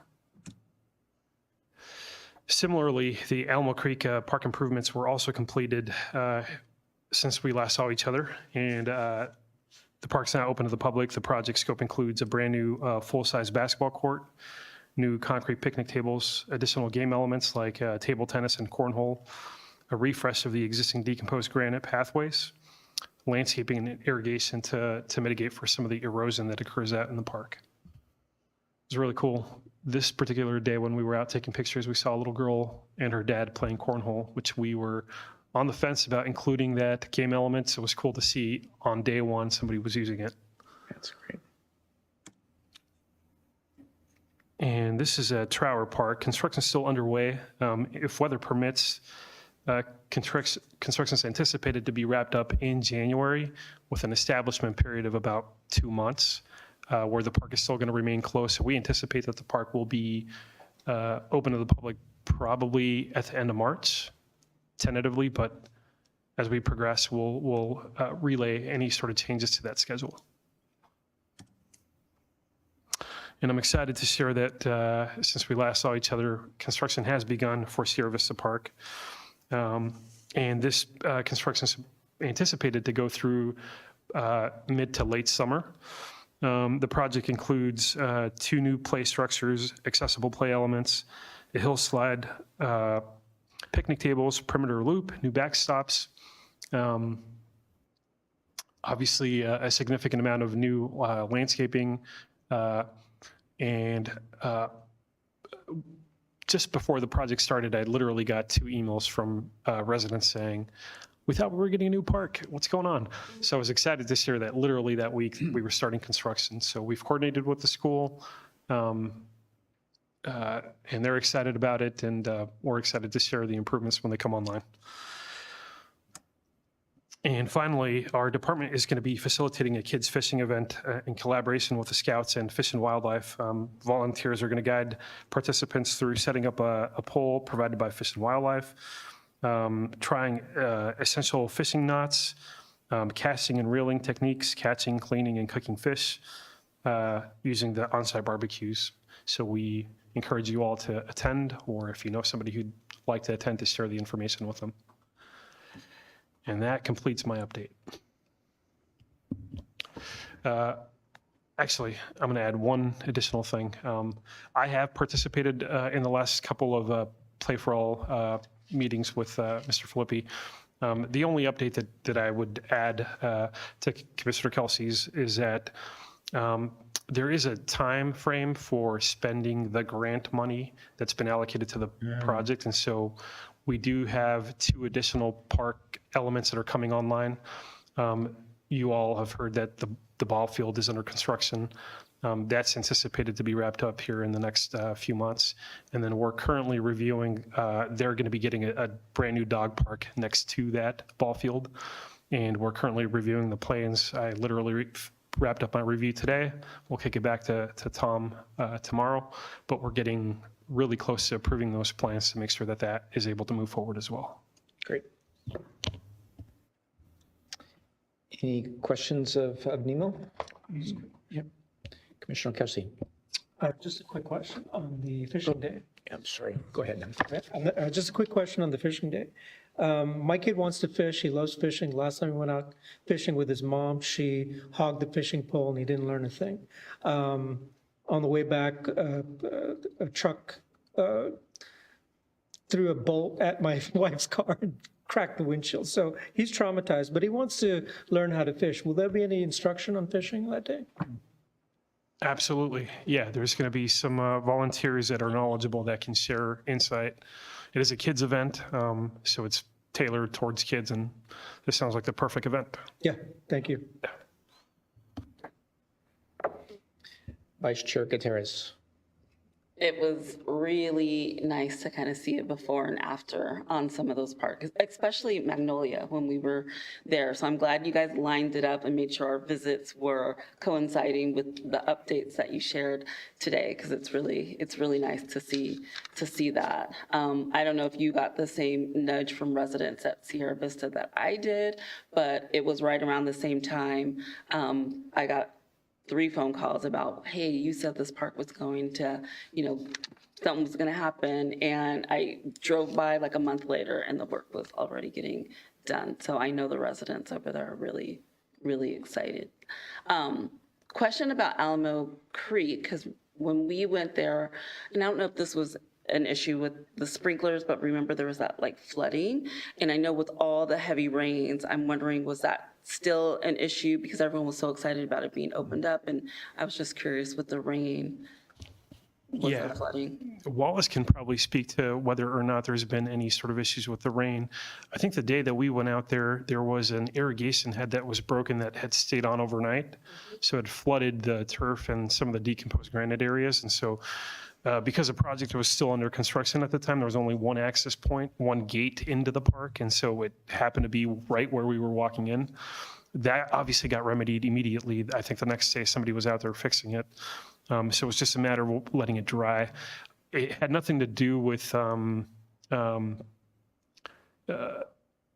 wasn't any rain at the time. There has been rain since. I haven't heard that there's been an issue out there. Thank you. Yeah. And Commissioner Gollinger. I have another question about Alamo Creek. There was some online chatter about one of the elements at the park and public not really understanding it. Is there a way to have sort of an interpretive sign by the, you know what I'm talking about, right? I sure do. Yeah. Is there a way to have like some sort of, like when we toured the park and they were explained to me, I got it. I was like, oh, I can totally see how this is fun. So I want to be able to convey to the public how they are cool. The sticks are cool. I also think the sticks are cool. I just want to say that. Yeah, so there's obviously, there's different approaches to play elements. There's the more traditional or conventional play structures that we're all familiar with that we grew up on. But recently there's been a sort of a new trend that play providers, they do what they call non-conforming sort of structures or natural elements where they allow for kids to approach a play element and sort of allow for it to sort of like be whatever it is to them and not necessarily have it be so defined. Predominantly for this particular park, a lot of the feedback that we got is we don't want you to change the natural parts of the park. We want it to stay, heavy tree canopies and natural elements, boulders, don't change the character of the park with the improvements. So that really informed what we did with the money that we had at the park. We repaired the decomposed granite. We added some new planting areas. So when it does rain and the water sheet flows through the park, it's not compiling at the decomposed granite areas where people are walking. We try to intercept it with some planting so that it would allow for the water to infiltrate into the ground. So it was very intentional. And as part of that, we had received feedback again that they didn't want like a conventional play sort of element in that area because the single family homes on the other side of the creek were like, that's our backyard. We don't want to hear yelling and screaming. And so we try to keep it sort of natural and informal and, applying sort of this new psychology that goes into play elements where we're allowing kids to sort of have an imagination and have it be whatever it is to them.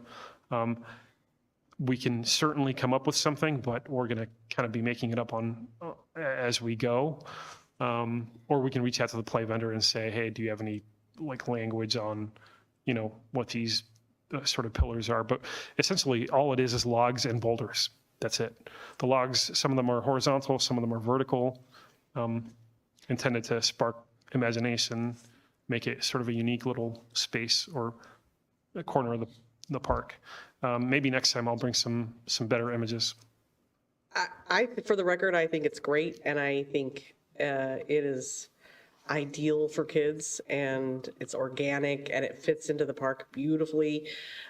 So just, I guess, maybe with time, and maybe once they see their kids play on it, they'll understand that they'll get it. I had one other thing about the fishing. Sure. Do you need more volunteers? Or who is the person to contact if you wanted to volunteer? So from a city standpoint, I'd say Hugh Hesterman, who is our senior park planner. Always. And Director Mulder could clarify, but I think that the volunteers that are guiding the participants are actually the scouts. Yes, that's correct. The Scouts and Fish and Wildlife are both providing volunteers, but I think there's always going to be room for more volunteers. So anyone who's interested and wants to help us out on that day, we absolutely would love to have the extra help. Great. Thank you. Yeah. Thank you. I think that's it. Great. Thank you, Nemo. Next, we'll move to reports of our recreation manager. Good evening, Nadi. All right. Me again. Tracy's heading over to pull up the slides here. And we've got a few updates this evening since it's been a while since we last met. So some of these are a little outdated, but still great updates though. First one up, our Fairmont Recreation Center has a new ramp. So this is a center that's adjacent to Fairmont Elementary School. And the school district actually did a construction project for a commercial kitchen that will service all of the schools in VUSD. And we are the beneficiaries of that work in the installation of this ramp. So we got a little facelift there. What you see there is a wooden ramp, and it's going to be replaced with something more permanent. That's just temporary, but we are excited that we have something that has that staircase and just provides an improvement and a little bit of that facelift, as I mentioned, to the facility. Next, we've got some event wrap-ups from 2025. We seem to have a new theme where there's just aren't enough days in the year, and so we have events that are on the same day. So we had Fight Night and Dia de los Muertos on the same day, and they actually kind of flowed into each other. It was actually a lot of fun to go to both of these events. So go and catch a fight and then go down and bring in some fun culture. So for the Fight Night, we had 22 bouts, which is huge. We had some additional sponsorships this year, which was amazing, and we were able to bring in some actually credit card processing. This used to be a really old school event where it was cash only at the door, and so now we're bringing technology finally to bring in people in. So that was great. And then we saw some benefit from our concession stands, kind of getting some good sales and feeding the folks that night. And for Dia de los Muertos, it was our 4th year hosting. It's continued to grow every year. We estimate about 1,500 to 2,000 coming through that evening. We have increased collaboration with this event and the planning, working with Visit Vacaville and the Vacaville Museum. We had 20 plus vendors and a bunch of nonprofits, specifically those who, one of their main missions is reaching the Hispanic community and find that they sometimes struggle to get out into that community. And so we were able to kind of help make those connections, which was fabulous. Next, we have one that is a fan favorite, the Merriman on Main event. This one was, just another expansion. We estimate about 10,000 the last 2 years. This year, we estimate about 15 to 20,000 people came out to this event. It was packed that evening. And it was a great time. We had a lot of new elements this year, including some a winter walkway, that bridge that lit up down by East Main and School Street, the Mary Market, so that kind of helped flow people in, and we really capitalized more on the use of the Creek Walk Plaza, which was fabulous. Expanded that as a kids zone, and we had added some train rides in addition to our traditional carriage rides, which everyone loves. And then we had some new areas at McBride, our sensory area for those who needed to get away from the crowd and the noise. And then the library had the cozy corner where you could catch some storytelling, which was really fun. And then our other holiday events on our next slide, Tracy, we had the neighborhood Santa. That's in the middle there. You see that little one engaging with Santa. That was a breakfast day, breakfast with Santa. We had a raffle. We had about 186 participants, which is a huge turnout. We've used to do this event over at McBride, and we are now doing it at the ULAS Community Center, which just allows us to serve a lot more. Neighborhood Santa, sorry, I started with that one. That's the picture on the left. Went out on 3 different nights over the week of December 15th, and Santa comes by your neighborhood, swings by your local park, and that's always a really fun one, where you see all the decorated city vehicles as well as Recology. We get City Coach out there. We've got some, it's really fun because they just light them all up. And we've even had some folks who love to decorate their own vehicles. If you've seen the Grinch truck, they participate as well. And so there's, it's a lot of fun community participation. And then, of course, to kick off the new year, the Polar Bear Plunge. Greg talked about that one a little bit. It was really fun. We had a huge number of spectators this year, and as he mentioned, that warm-up zone in the catch pool was something that people really appreciated, and that's what you see in the picture there. Those popsicles are melting because that's the warm-up center.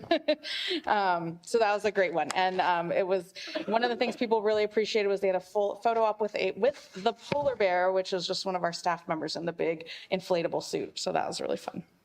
Some upcoming things. I know. Nemo already mentioned the Kids Fishing Day at Lagoon Valley. Again, I mentioned we have kind of a theme of just not having enough days in the year. We also have National Girls and Women in Sports Day. So another opportunity to kind of stop by one and then go to the other. And both taking place on February 7th in the morning. The Girls and Women's at Sports is at Three Oaks Community Center, and then obviously the Kids Fishing Day is at Lagoon Valley. So those are really great. The National Girls and Women in Sports Day just started last year, and it was an amazing event. We brought in panelists of professional female athletes, coaches, et cetera, to talk about their experience, and it was a very inspiring event. So I highly recommend that. And it'll be our first time doing Fishing Day, so come out and that'll be a great time. Yes, Tracy, next one. So last I wanted to talk about, you heard a little bit about art tonight, and Trower Park was mentioned. So we are in the throes of moving forward with 2 of the art elements, which are the Miss Pad mural and the tile art. We are just kind of getting started on the engagement for our sculpture, which is going to be an Alebrije themed, and that's what you see pictured here is just an example. That is just an example. We are reaching into the community. We actually met with principal at Markham Elementary today. We are going to be doing some curriculum within the school, but we are still hopeful. We want to get an adult budding artist that can kind of work in a mentorship through our artist who we've contracted with, Tom Aridonch. And so we're doing a recruitment for that artist. We did have kind of an initial deadline of tomorrow, but we're going to be expanding. We're still taking in applications. So if you know anyone who specifically from that area is what we're looking for, who might be interested in this opportunity, please send them away. This is a way for them to really get the experience of what it's like to be a professional artist and develop their portfolio and put this on their resume so that they can take this and hopefully book future gigs as a professional artist down the road. So we want to develop our local community members. That is my last slide. I do have a couple little bonuses for you this evening. Corey's got 2 videos, and we're going to start off with a video about Merriman on Main and a little recap. So go ahead and hit that, Corey.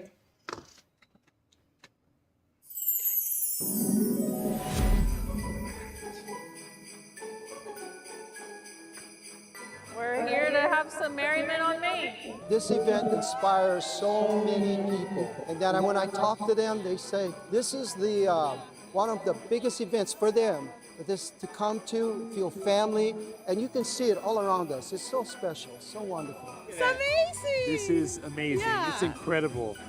It means home for us, and this is home.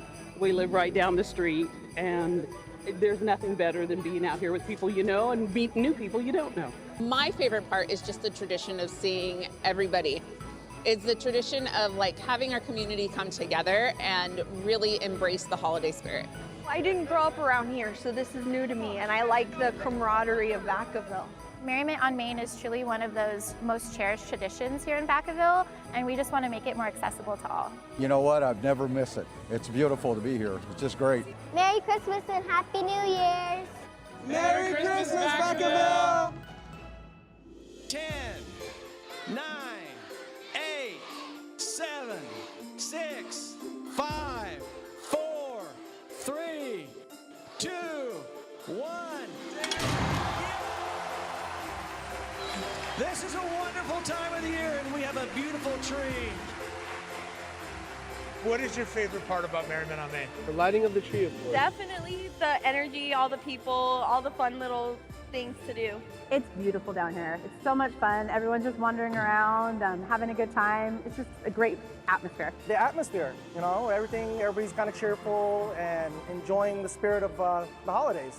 Community, the Merriment on Main, in all its glory. I would say my favorite part about Merriment on Main is seeing all the families coming out and bringing their children out to this event.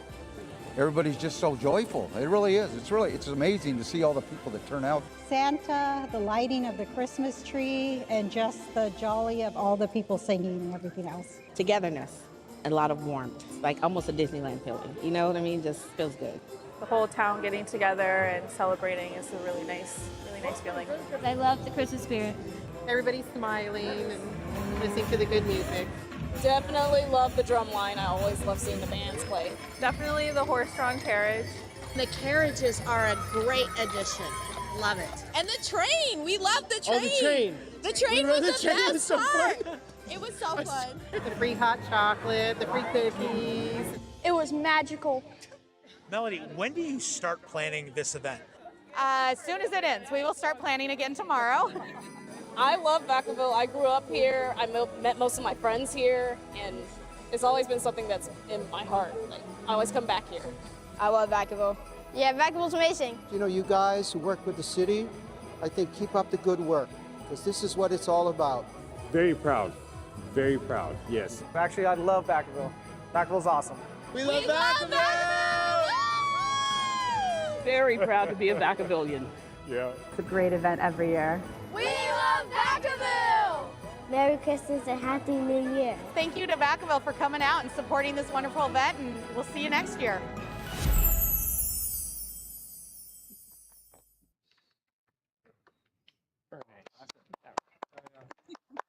Very nice. Well, yeah, it was a really fun one. That was actually my first time seeing that too, so it's fun for me. I've got one more for you. So a little showcase on some of the murals that have come about throughout downtown and a little bit more on the arts. So Corey?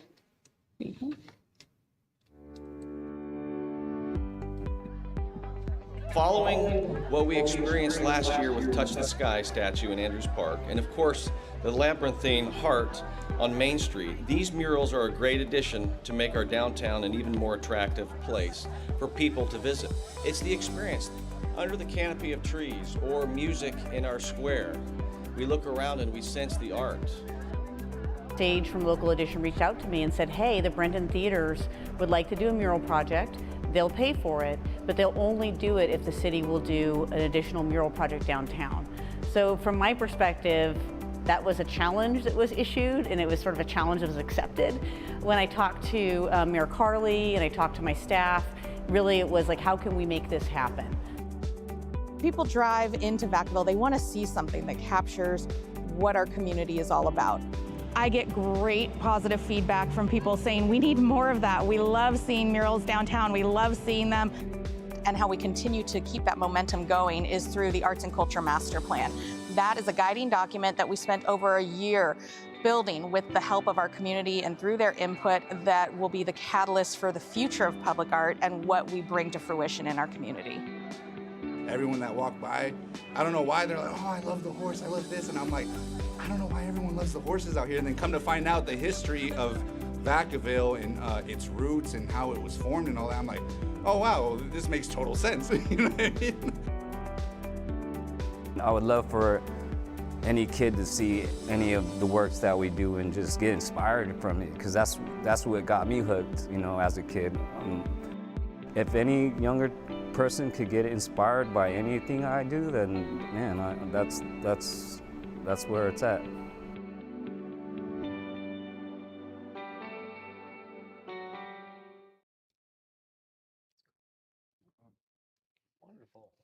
Right. Well, thank you. That's another one. You're the only one tonight who's gotten 2 rounds of applause. So you're doing something right. Well, I'll expect you to give those to Elizabeth next week, next month. Any other questions of Melody? Wonderful. Thank you for your presentation. Thank you. And the videos, those are great. Next, reports to the director, Director Mulder. All right. Well, those videos are hard to follow. Yes. But I want to say thank you to our IT team and Corey for putting those videos together, because just amazing ways that the city can tell its story. Parks and Recreation can tell its story. Also, Melody was the lead for Merriman on Main, so thank you, Melody, for all your work. But it really also was a full department effort. So thank you to our Parks and Recreation team for Merriman on Main, and also the entire city, because it's one of those events where all of our departments really come together, and you really see the entire city team and also the Vacaville community really coming together for the Merriman on Main. So it's an amazing event, really showcases the character of Vacaville. So it was my first one, and I was just blown away.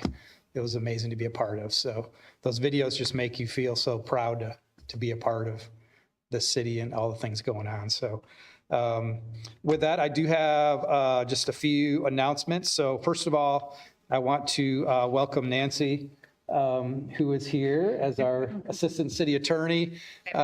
We know that Andrea has moved on to become appointed to the city Attorney. So Nancy, we're looking forward to having you be part of these meetings. So welcome. Welcome, Nancy. And then I did want to address, we do have a commission vacancy now due to attendance of a commissioner.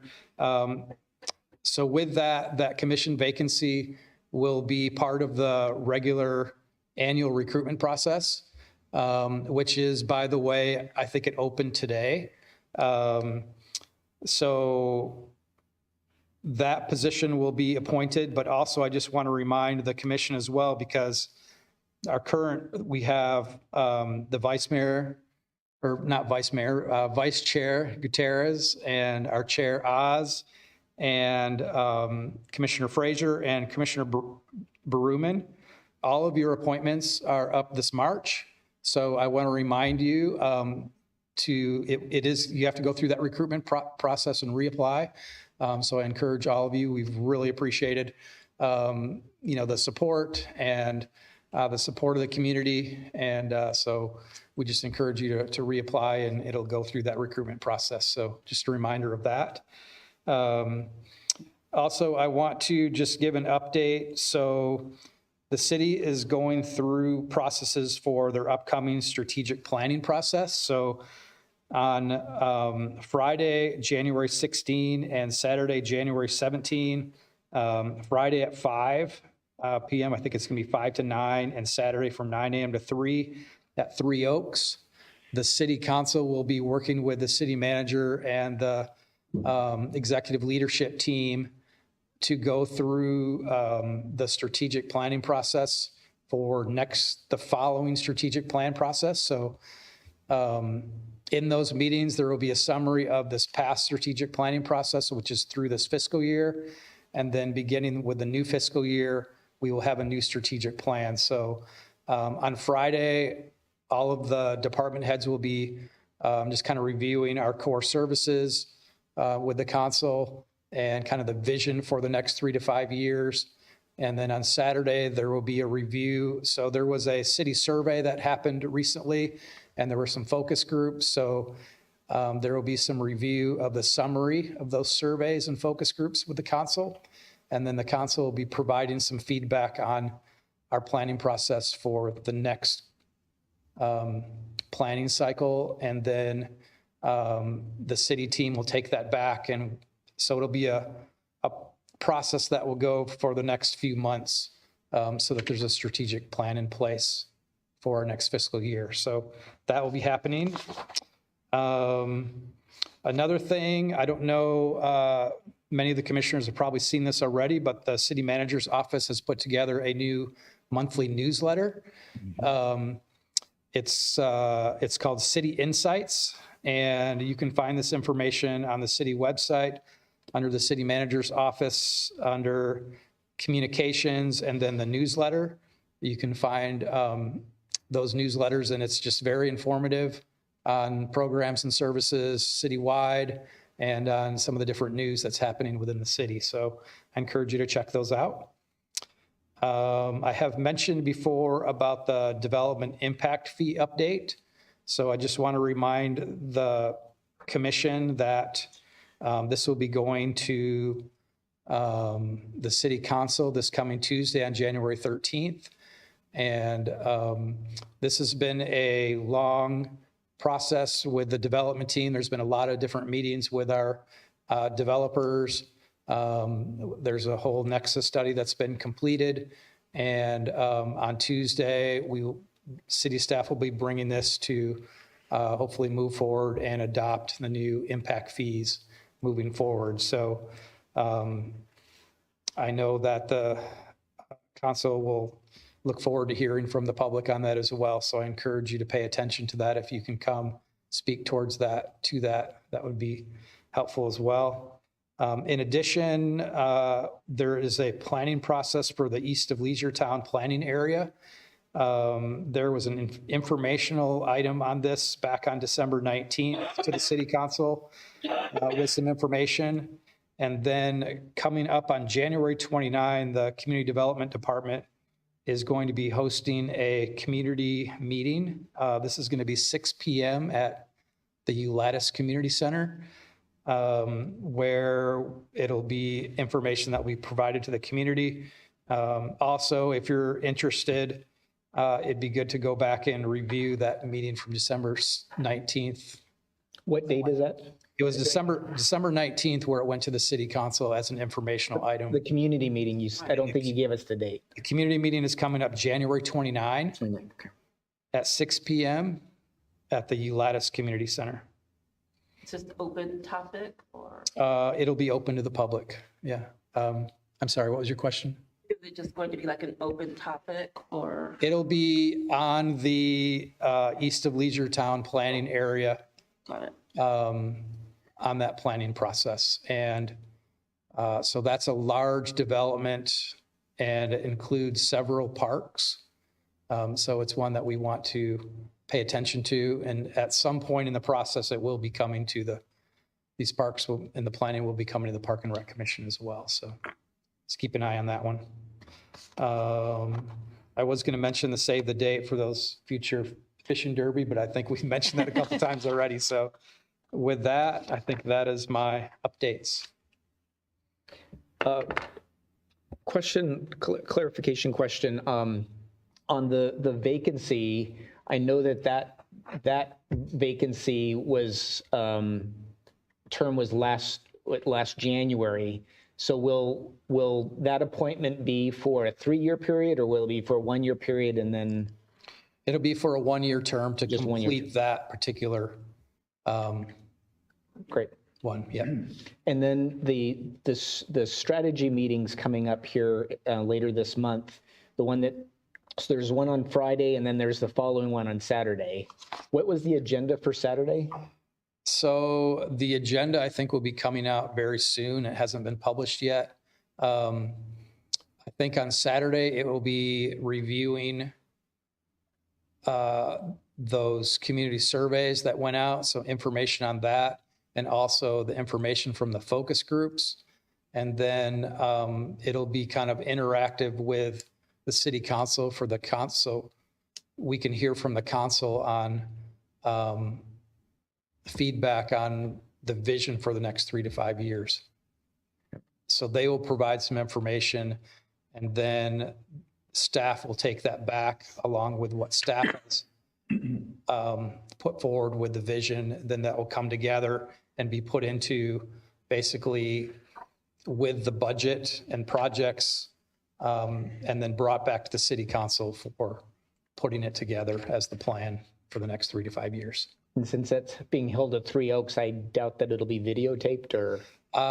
It will. I don't think it'll be videotaped. It will be recorded. Be recorded. Okay. Mm-hmm. Great. Any other questions of Director Mulder? Vice Chair Gutierrez. Question on the application process, because we've done it a couple of different ways. So curious, since I think majority of us will be either going through it or not going through it. Is it going to be applying? Because I think one time I came in and actually interviewed, then the second time it was the council member of the district that you lived in doing the appointment. And I think this last go around, it was the mayor who did the appointment. What does the process? So it is it's following the most recent process where it's the mayor that does reviews the applications and does the interviews and recruitment. And then he brings forward names to the full council for approval. So it will be that new process. Okay. And is it based on district, or it's just, are we trying to make sure that there is representation in each? I think it's more open now. And I think it's really up to the mayor to bring those names forward, from what I understand. Okay. Thank you. Mm-hmm. Any other questions, Director Mulder? Great. Let's see, moving on to appointments. We have an appointment of a commissioner to serve as the liaison to the Vacaville Performing Arts Theater Show Selection Committee.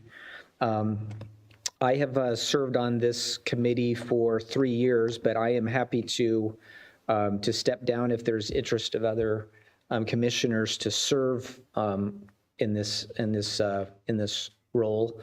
It's a wonderful experience to get really engaged with and get engaged with the VPAT and the process behind selecting the city-sponsored shows each year. And so it's a time commitment of, I would say, maybe 6 virtual meetings through the early part of the year, probably starting here very soon. So I'm happy to continue, but I would certainly be more than happy to, if anybody else was interested, would like to step forward and serve on that going forward. Are there any nominations? Anybody? No? All right. We like the job Happy you're to have you doing. continue. We like the job you're doing. Well, Elizabeth was hoping I'd get thrown off somehow, but she's going to be, I guess she's going to be stuck with me. Great. So I'm happy to continue. So I'll entertain a motion to ratify the appointment of myself to serve as the liaison to the VPAT Show Selection Committee. I motion to have Chair Oz continue in this role as the liaison to VPAT. I second that motion. Great. All those in favor? Aye. Opposed? Great. Motion carries. Great. The last thing on the agenda is reports of the commissioners. Commissioner Frazier, would you like to start us off tonight? Okay. So real quick, I was asked to be part of the band selection committee for the Creek Walk for the summer bands and stuff. You know what? There were 101 bands who applied to be a part of this. It's a huge number. Oh. So there was 101 bands. The first part was we spent a couple hours on an evening just kind of reviewing like a 15-second clip of each one. And just some background information and stuff like that. And so we just did a rating process, 1 to 10 on all 101 of them. And then so that was really it for that evening. And then staff next goes, they whittle it down to the top 20 or 30. They'll do an interview with the band to make sure that it's workable in terms of genre, cost, dates, those kinds of things. And then they'll make their final decisions towards the end of January, beginning of February. And there'll be about 6 bands for the summer. So yeah, that's it. Wonderful. Great. Commissioner Kelsey. Nothing really new to report, except just want to wish everybody a very happy new year. and wishing everybody prosperity and success and health and good tidings for 2026. Hopefully I'll have some better reports in a month or so. So, great. But I enjoyed I enjoyed Merriment on Main. I enjoyed being part of the community in 2025. Creek Walk Concert Series was incredible. Was it called the Throwdown Car Show? That was downtown. Yeah, that was downtown. That was a lot of fun. So all the events that happened in Vacaville in 2025 were incredible. We had a blast as a family, and it was really nice connecting with the community. Thank you, Commissioner Kelsey. Commissioner Goliger. Also, nothing to report, really, because we've been on holiday. And it was a wonderful break. It was a great holiday. And wishing everyone a happy new year. And I can't wait to get started on 2026, the fun projects that we have coming up for Parks and Rec. So it's going to be a great year. I know 25 was a great year. Let's make 26 a good year too. So it certainly is. Yep. Vice Chair Gutierrez.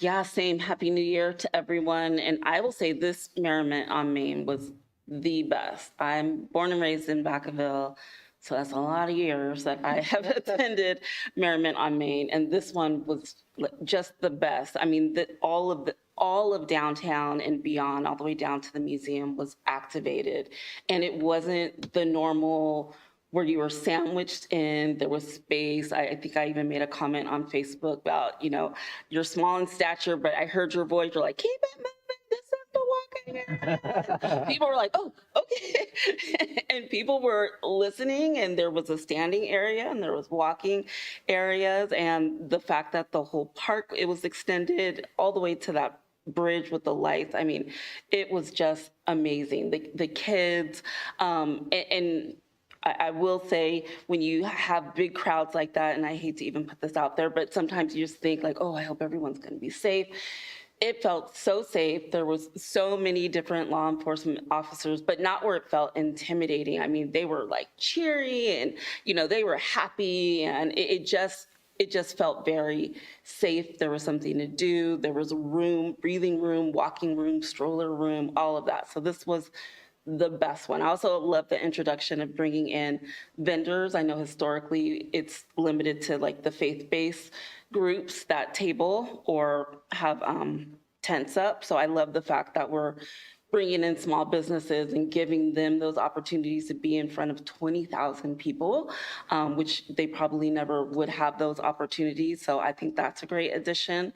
Also, same thing that Chair Oz said, if you guys need any help with, arts, I think we all have a huge passion to see that continued. And it was funny in the clip that you showed where it showed the queens. One of them, I think, is like Little Miss Vacaville, something like that. Her name is Bree. She used to do the banners that hung outside of Wilsey Wood with the tarps, and I think it was like the tape, and they were for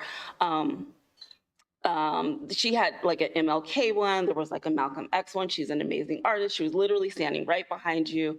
So art is all around us, and people who do art and participate in art, and I think it's just a matter of us all identifying each other and coming together. So I think you're doing everything you can do besides cloning yourself.